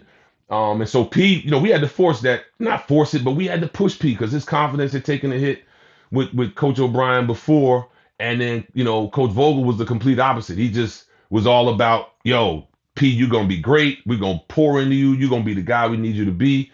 You know, when I got there, like I ain't going to hold you. After that first year, my second year, I started feeling a little better. And then, you know, because like the first game, I think one of my first games with Indy, bro, like I took the game winner, bro. Like, because that was my mind coming from New Orleans. Like, nah, I'm going to have the ball in my hands, right? So Frank had to tell me, hey, yo, you know, like, we trying to put Paul in that role. I'm like, nah, you know, I just instinctually, man. But, you know, so it was that transition. And then the next year, it was like, all right, D, you got to take a step back. Let this dude, you know, a couple times, you know, in New Orleans, right? Pick and pop, let it go. Now it's pick and pop. I got to swing it over to P so he can attack out that, you know, out that slot or out that corner or whatever. So it was an adjustment, but you know, watching him do his thing, man, it was more so like P's always been a worker, always a listener. You know what I'm saying? And then obviously the injury with him just kind of derailed some of, where he was at that moment. But he's, Paul, when he was young, man, Paul was a sponge. He just wanted to get better and wanted to learn. Losing Danny Granger, the Man, way y'all lost this him. shit hurt, boy. Y'all bringing up that. Because, Danny Granger was on the trajectory to be one of them dudes, too. He was playing great, and then all of a sudden it's just like I don't want to say he disappeared, but it was like he disappeared. Yeah. Nah, you know what I'm saying? Yeah, DG, man. DG was one of the reasons why I went to Indy. And he was, he was like they old head, Paul and those guys, and like Darren Collison, he was like the old head for them. And then like Danny got hurt, and the knee just went, man. It just went, and he couldn't get it back. I was mad that we traded him. I didn't think LB was gonna do it, to be honest with you. He was talking about, and I'm like, yo, we got a 5.5 game lead on the Heat. Why are we trying to, why are we trying to shake things up? And I just think we got greedy because we had actually, I think we beat them. We only played them 3 times in the regular season, so we beat them 2 out of the 3 meetings. Beat them once in Miami, once at home, and I think we just got greedy. And trading Danny kind of threw us off because Danny was the link. Danny was that connector. I love DG because DG, first of all, he wasn't scared and he wasn't no punk. Right. And he was huge, bro. He was with whatever. 245. And you need that, especially going against the Heat and stuff like that. You needed a guy like that. So bro. Absolutely. But we, to be honest, like we never. So the one thing I'll say about Indy, man, is like we never got the 5. So we had this vision of closing the game against Miami where we felt like we could that one possession where you can't switch, that one possession where everybody just got to lock up, ball's gonna go up there, if they miss it we get a rebound, we win the game. And we always felt like if we had a lineup with Lance, Paul, Danny, myself, and Roy in like that final 2 minutes, final 3 minutes, we could get them. And we never got that lineup. That lineup was never we're able to get that lineup. Stop. Never able to get that lineup on the floor to get that stop. So 2015, you opt out again and you go to San Antonio. That's a very special organization. How was that to be over there with Pop? And what did you learn from Pop by being over there for that year? Well, so man, by that time, like I'm really feeling like man, I got to make a decision that I'm gonna feel good about. And I wanted to play with San Antonio, man. Like I wanted to go there. I had talked to Tim, and Tim was basically like, this is my last hoorah. And so I'm like, man, fuck it, man. Like, I ain't got shit to lose. I'm good. Financially, I was in a good place. Wasn't tripping on that. So it was more so I just want to make a good basketball decision. And wanted to experience sort of the high level basketball. Because at this stage, it's like year 12. Like my best days are behind me. I just want to compliment, a group and just try to fill in, but learn as much as possible because I love the game. And I was always fascinated by San Antonio's structure. I was always fascinated by, Pop's coaching and just the way that they play and do their stuff. So I went there, again, it wasn't necessarily we're going to win a championship, but it was, they're going to put me in a good spot to win games. We're going to win a lot of games. I'm going to learn every single day. Like, it's like going to basketball college when you go there, bro. Like, it's all the whiteboards and all the meetings and all the language and all of the structure of the practice, the structure of the shoot-arounds. And so I wanted to, I'm a youth basketball coach. Like, I've been coaching youth basketball for like 20 years now. So I wanted that experience of being in that super elite basketball environment that the Spurs could offer. So that year, like I said, it was just at that point I was looking at myself like, man, go somewhere where you're going to learn, have a chance to win, and make a decision after that about whether you're going to keep playing or go somewhere else. Tony, Manu, and Timmy, to know how legendary them 3 are and what they had accomplished and what what they mean to the league and to the Spurs. How was it to like see them and just be teammates with that type of greatness and just to see them every day about how they went about their business? Right. Yeah. And like I said, we were all like toward the end of our careers or whatever. Yeah.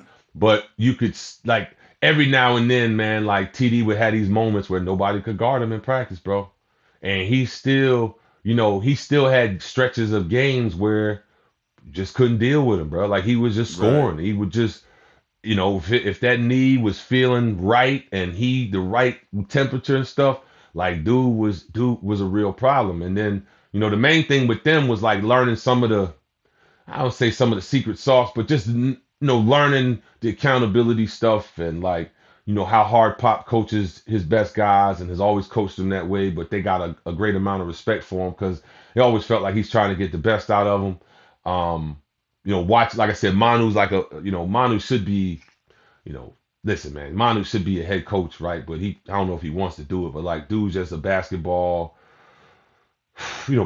savant as it relates to just knowing the game and knowing how to communicate with guys and get the most out of guys. Just a next level type of dude. But I wanted to see, just kind of see for myself.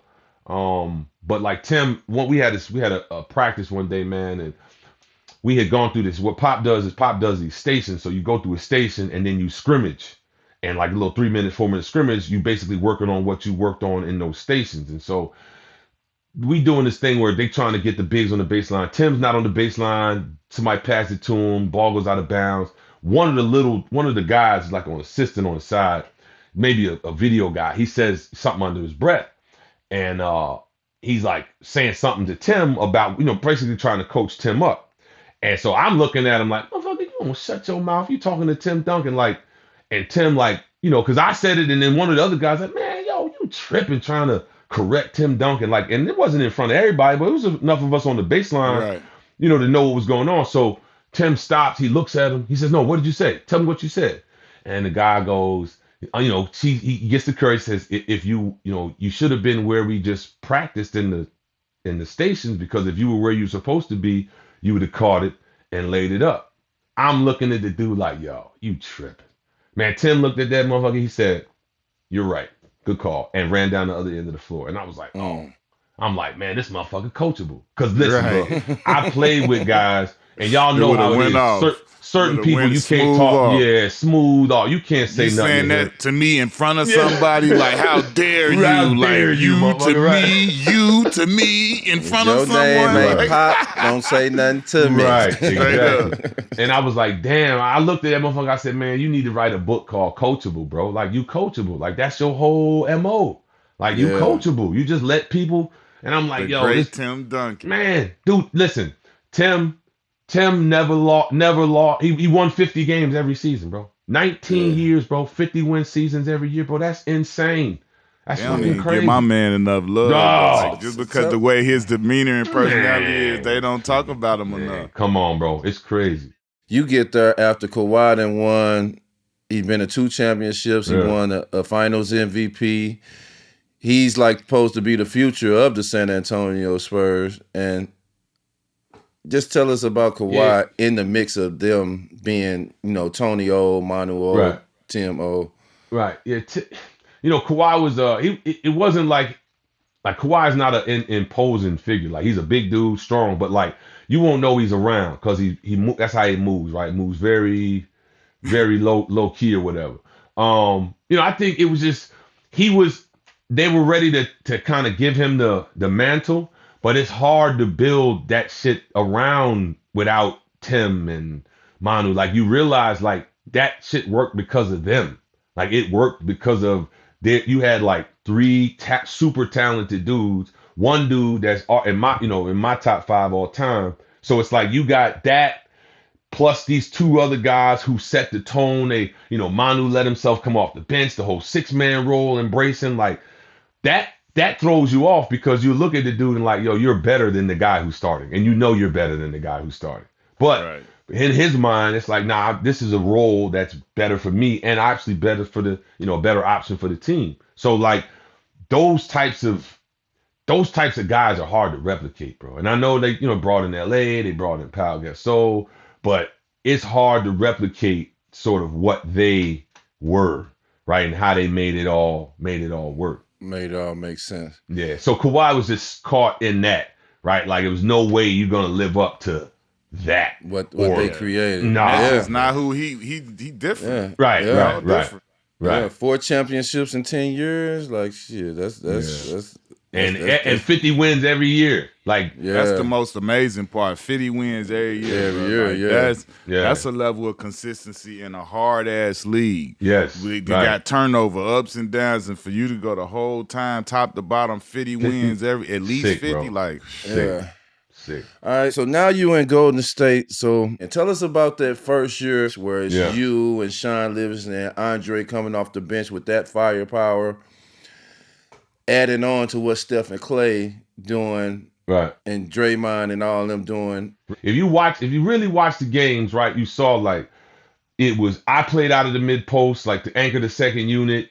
You had JaVale and Zaza who split. We basically split the center position in three spots between me, JaVale, and Zaza, and then Loon and Draymond would fill in some of those moments.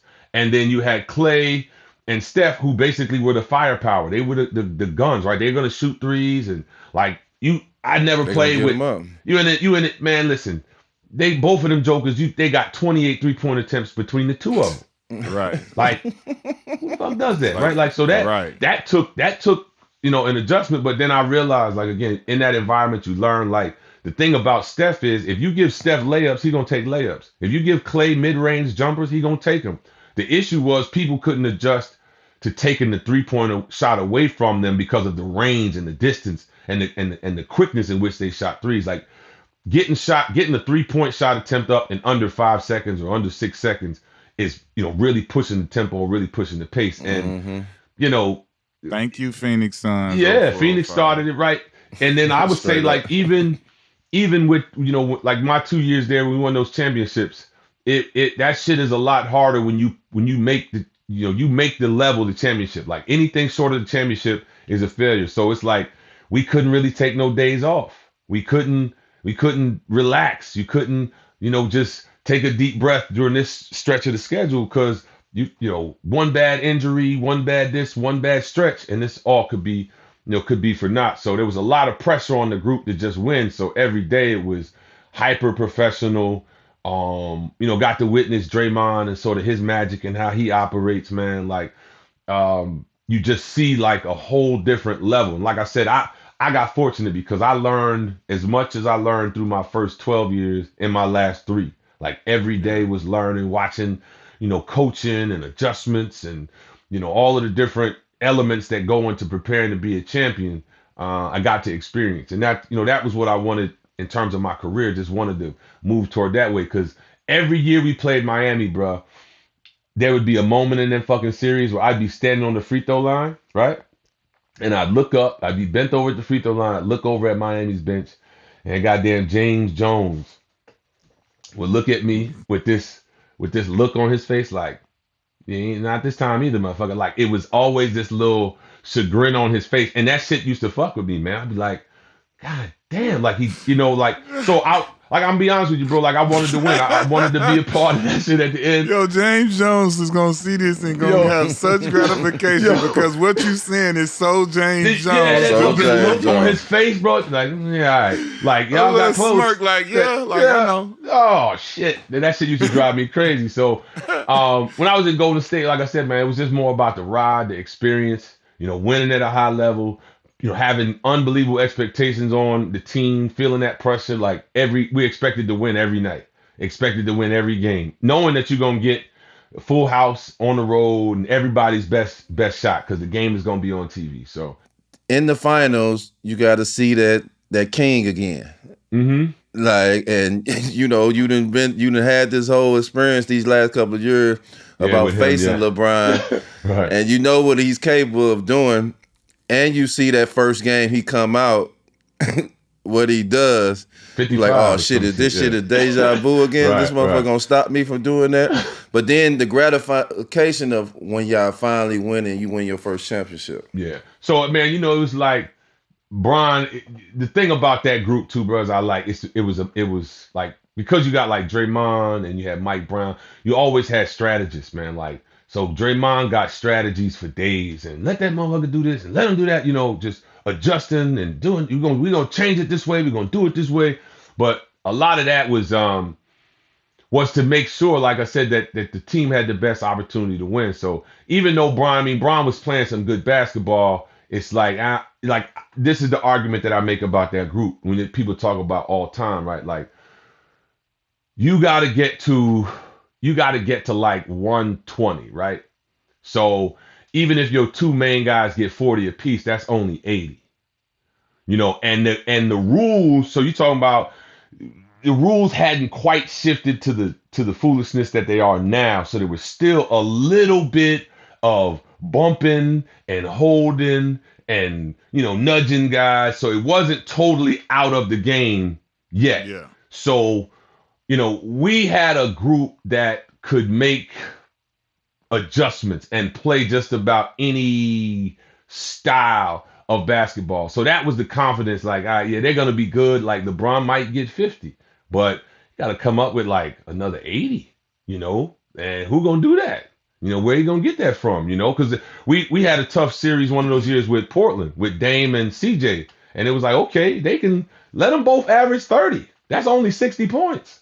Where they gonna get the next 60 from? Like, so that was the mindset of that group. But when you have a lot of talent and then you have veteran guys that just know how to play, you can get it done. The buzzer go off, you winning your first championship, the confetti falling, everybody going crazy. What's that champagne shower? What's that feel like? What's that moment like for you? It was a lot of emotion, but it was fun, man. Like you just like that entire it was like the end of a journey, but that entire year was just filled with like what I would say basketball fun, like knowing these teams are going to try these schemes and motherfuckers, watching Clay and Steph do what they do, just watching guys be at their very best. Just that was it all kind of culminated with winning, like, and just wanting to be on top, finishing the season with a win. And you got the benefit, like, a lot of dudes when they get, like how you say you were toward the end of the road, yeah, they really just be along for the ride. Like, yeah, you weren't like the guy like you were in those other places, right, but you still heavily contributed. You were heavily in the rotation, putting up still numbers and doing something. So like, that's everybody don't get that. Some guys just be sitting there like, yeah, I'm a champ, but I ain't get to do nothing with. Like, you was actually involved in it. So that's super dope. Yeah, and like I said, it was more so where I was in my career, and just being at a place where I can help. And then crazy, like when after we got this second one, man, I still had a couple opportunities to play, and I was like, yeah, I don't know about that. Can't mess this ending up. Yeah, and I'm thinking about my body because I had a couple games that season where I'm like, yo, you just feel, I'm like, yo, you ain't got no business being out here with this young boy like this. Like if this dude, like I've always kind name somebody that can you remember any moment in particular where it was like, about that. It's funny, man. We get ready to play Philly, and they got the young boys. They got Embiid and I think Okafor or somebody like that. And Steve basically goes, D, we're gonna change the thing because I want you to match up with Embiid for about 3 or 4 minutes. And I'm like, what? So, I'm like, all right. So when I get out there and I feel the dude, because that's what the first thing you do is you just want to feel him, like, and touch I'm him like, a little bit. This motherfucker heavy, bro. Like, I mean, he 285, 290, and he had a different group of coaches with him at that stage in his career.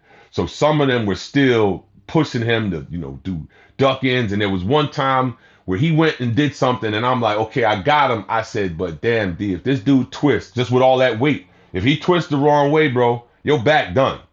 And I'm like, I can't be out here taking these kind of chances, bro. Like, you just, you know what I'm saying? Like, I was 37. I'm like, dog, if you gotta make a smart decision. Yeah, right, bro. And like, there would be times where, you try to spend as much time as you can that day. I'm getting massages. I'm getting the hot therapy, the cold therapy, trying to loosen up, you know what I'm saying? So you can feel like your shit and the shit wouldn't come back. The whole process.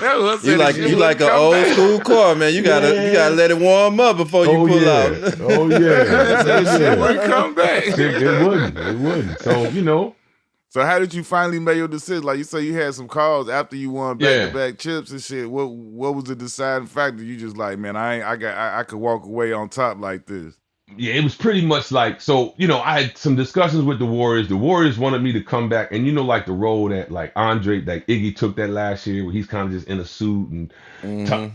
He's like In you and could do out. that, yeah, and so it's like you could do that, and I'm like, you know what, man, I ain't really got that in me like that. Like I'm Mm-hmm. Yeah. still kind of like I want to be out there, even though, Too competitive. yeah. So then I got a couple calls from a couple teams, and you know they most guys would have jumped at it, but I'm like, yo, y'all tripping. Y'all think a little bit too much of me at this stage. And one of the teams I remember was it was the Hornets. They had, I think they were Hornets in Charlotte.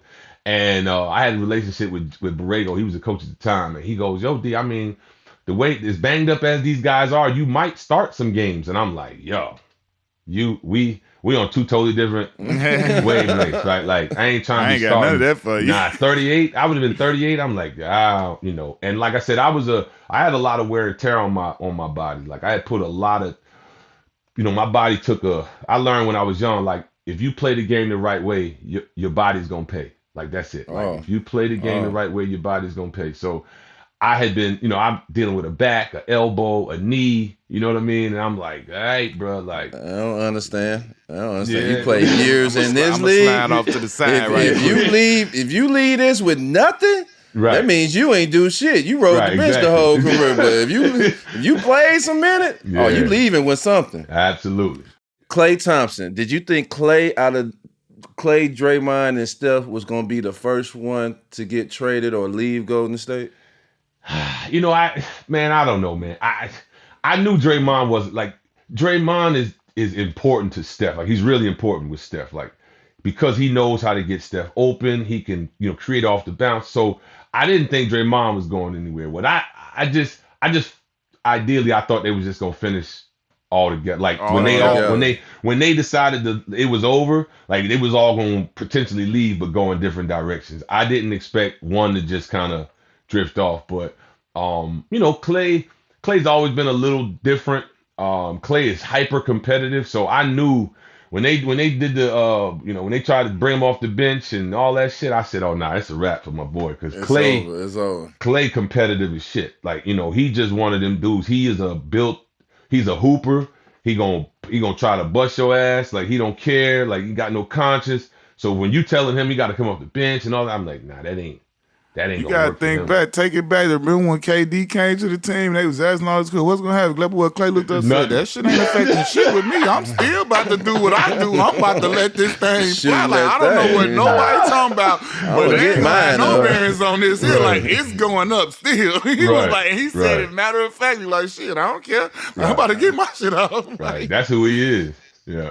I want you to tell me, you know, I want to know the big purchase question. Like, not something that, you know, something you look back like, God damn, D-West, that was stupid as hell. But I'm talking about something when you was young and you didn't everything taken care of and you say, I'm about to do something for me. I didn't earn this. I want to treat myself.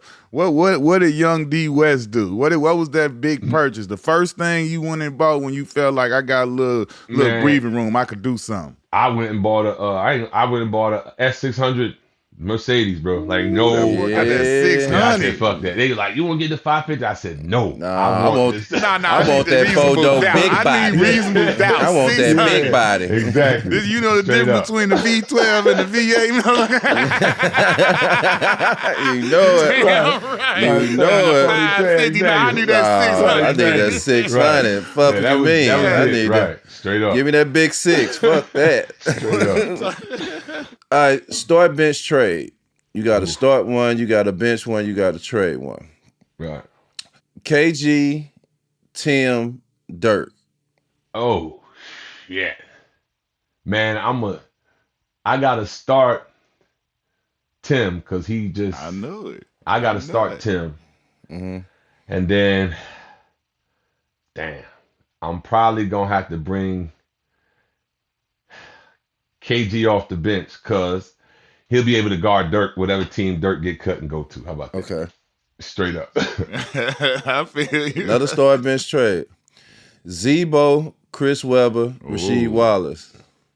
Ooh, Jesus. Damn, that's a tough one, bro. But I'm gonna Damn. probably. That's a tough one, bro. Cause Damn. I'm probably gonna have to go with, man, C Webb was so tough, bro. Damn. Sacramento King. You feel something that Sacramento King. And even shit, when he was on one leg in Detroit, that motherfucker, or Yeah. Philadelphia, he was still shooting that bitch 20, Trust 25 me. times, bro. Yeah.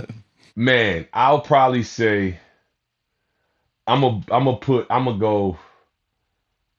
go with C Webb start. hmm I'm a fuck, man, Zebo or Rashid. 20 and 10 a night. Yeah, I put Zebo on the bench and cut Sheed. I do that Okay. one. Yeah, I go that way. If you had to put your ultimate five with you either at center or power forward, who would be the other four players that you would make an ultimate five out of all the teammates you played with in your career? Yeesh. You got All some right. choice because you got Steph and Yeah, that's a lot. CP. You got some shit. Yeesh.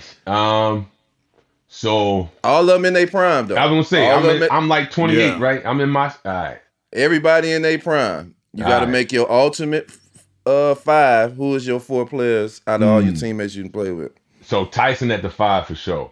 Okay. Tyson at the 5 for sure. Whoa, stop me. Because I'm gonna count Tim. So I'm gonna put Tim at the 5. Okay. I'll do that. I'll start Tim at the 5, me at the 4. Probably. Damn. You got some decisions. Yeah, you at got the Kawhi, 3. you got PG, you got Steph, you got Mashburn. CP, you got Mash, you got Teammates. Pager, you Yeah. got Pager. Yeesh. But at the 3 in a prime, I'm probably gonna go with KD.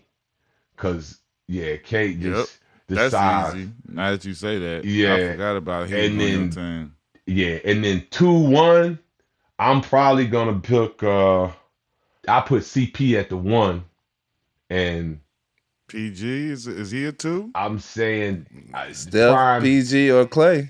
I'm gonna say I'm gonna go PG on at the 2 for defense, Ooh, that's and let crazy. KD do the shooting. All right, so Steph, so your PG, starting five. KD. No, he said D CP. West. Yeah, I got CP, PG, CP, KD, Paul George, KD, me, D West, and Tim Tim. Duncan. Yeah, That's crazy. 5. You got a little bit of slack for we talking about these contracts. You got guys who don't average double digits and shit getting 80, 90 million dollars for not Different no day and age, my brother. Not in We our was age, born a few years too soon. not like them 6-7 year deals that we had to sign Right. up. Or so they getting 80, 90 for 3 years and don't average double doubles and stuff. You came from an era where a power forward supposed to get a double double every game, or a big man in general supposed to get a double double every game, or he supposed to be dominating on defense and at least rebounding. Right. To see these contracts now for guys who we ain't gonna say they don't deserve it, but it's like, man, we rolled some red carpet out for you guys to get these type of checks. Right. What you think about that?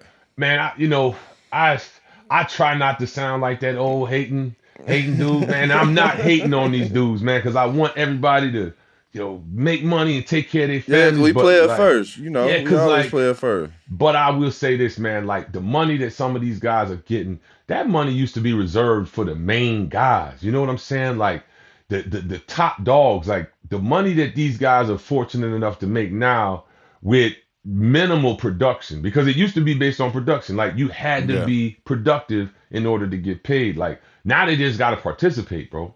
Like Yeah. It ain't got nothing to do with nothing but the money. They gotta spend it. They gotta get it. They gotta get up off it. So in turn, it's just like shit. Like think about it was a boom a few years ago when that TV money first went crazy. Right. You got some dudes that got 80, 85, 90 million deals, and they not even in the league no more. I'm not calling nobody out. I'm not talking crap about nobody, but I'm just saying like that's how the money hit. And like now, the cap is bigger, the TV money is the pie is bigger. So it's just like with that being the case, like bro, in a couple years, we gonna see Wemby get like a $80 million a year like contract. He gonna be getting like $80 million a year Like, Right. it's just what it is. Yeah, and like I said, man, I just think these dudes, like, there's a disconnect because you're making so much money and they making money earlier now. Like, a lot of these guys have this sense of entitlement. So, a lot of all the talk they talk about, like how the league isn't popular right now. They've probably gone a little bit too far with the rules. Like, there's no physicality in the No game. defense. There's No defense. the Shoot ability to threes. play defense is really gone. So it changes the dynamic of the game, but it also changes the dynamic and the characteristics of the players. And so that's the issue that the league is having right now because, if you look at like the people that watch the NBA, right, you're talking about a predominantly male dominated in terms of the demographic, like it's middle-aged men that are supporting the players in the league in terms of watching games. And then on top of that, it's like you got like Midwestern men and Southern men, right? So if you got a league full of guys that stand on the perimeter and nobody bangs and you're not identifying with like most of these dudes out here working. Exactly. That's always been a part of the game. And so I think we've sacrificed some of that. And so now you got fans who look at these guys and say, I don't really see myself in none of these guys because all they do is shoot threes, right? And like I said earlier, man, like it ain't the fact that these guys are shooting. They can't shoot and they shooting, right? So like you can close your eyes and shoot 20% from that. Like, come on, bro. Like that don't so but you got every night you watch a game, you hear a referee say he's shooting 23% from the three this year. And that's his third or fourth three in the game.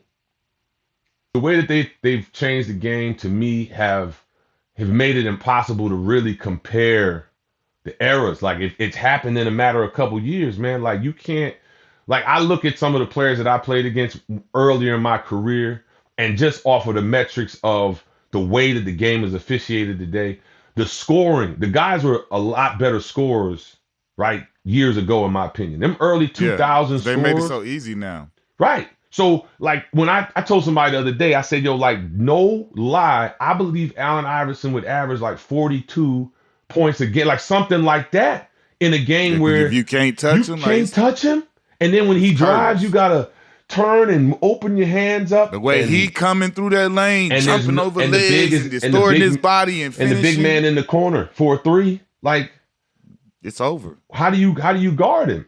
Like I saw Damon Stoudemire one night. He gave us 55 in New Orleans, bro. And he hit like two threes. I'm like, yo, I remember that. Like, so it's like, and we trying to beat him up.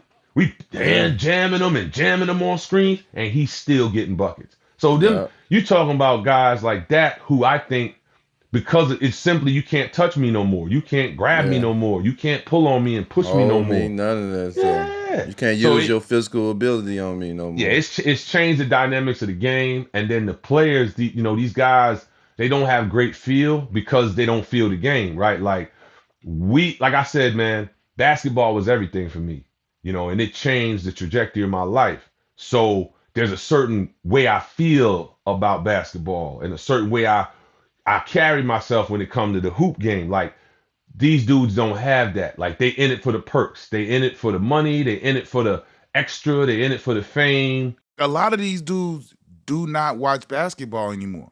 They do not watch, like if like TNT game, like you got league pass, you can watch games every night.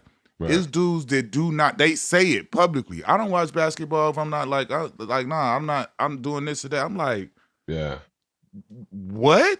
Right. How do you, like, that was how we knew everything our opponent was going to do. We watched. Right. We watched game after game after game, and like before they even come in and put the scouting report on and tell you he going to do this, like there's a certain level where we know what he going to do to a certain extent because we watch games. Right. Yeah. Like probably 90 to 85% of these guys play exactly the same way. Nobody have no individuality to their game or a type of swag to their game. Like back in our day, it's like guys was different. Like, you might have did the same thing as Chris Webber do, but he does it a whole different way than the way you do your thing. Yeah, he shoot jumpers. Yeah, he post up, but it just looks different because you had a different swag. These guys get trained in a certain way that like 85 to 90% of these guys, and some of them are all-stars too, they all look the same and play the same way. There's no distinction. So I think I heard somebody say this the other day, and it's in like you when we were playing, right? There were different style, like literally different team Different styles, style. man. Yeah. Like it was a different style of play when you went to a different team. Like, and it was everywhere. Like nobody played the same. Like there was Nobody. very few. It Everything was is the few. same. It was Right, so few yeah, that was right. the So it was same. like other than turn 4, turn 5, and floppy. Those were like the general, right? Yep. Everybody, Yeah. because everybody wasn't even running pick and rolls. Like the Lakers didn't run pick and rolls, Hell right? nah, So they was in the that triangle, motherfucking triangle, man. right? And that So it shit was hard to guard because you it was push up just too a much, they backdooring your ass like Princeton. right, and it was just different That's over play with. styles, bro. So we don't have that no more. So It's you watch a one. game, it's everybody play the same. Drive, throw it to the corner, swing it Fast to breaks. We don't run to the hole. We run to the the 3-point three-point line. Run to the line, right? corner. They don't want no Disgusting. dunks. Right, right. What made you be more outspoken, like politically and about social justice?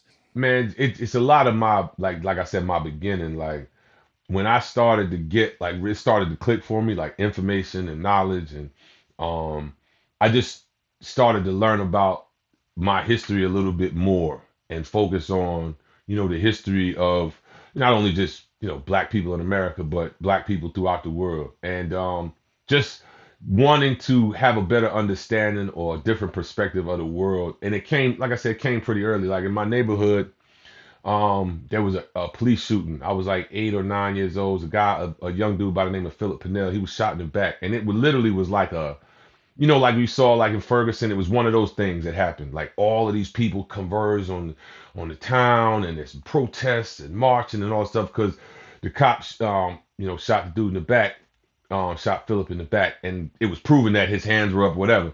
But that changed me as like a 8 or 9 year old. Like everything kind of shifted a little bit. Some of the innocence, was gone, and then over the years, man, just a consistency of seeing certain injustices and seeing things differently and forming a different type of opinion that folks may not understand or may not be common.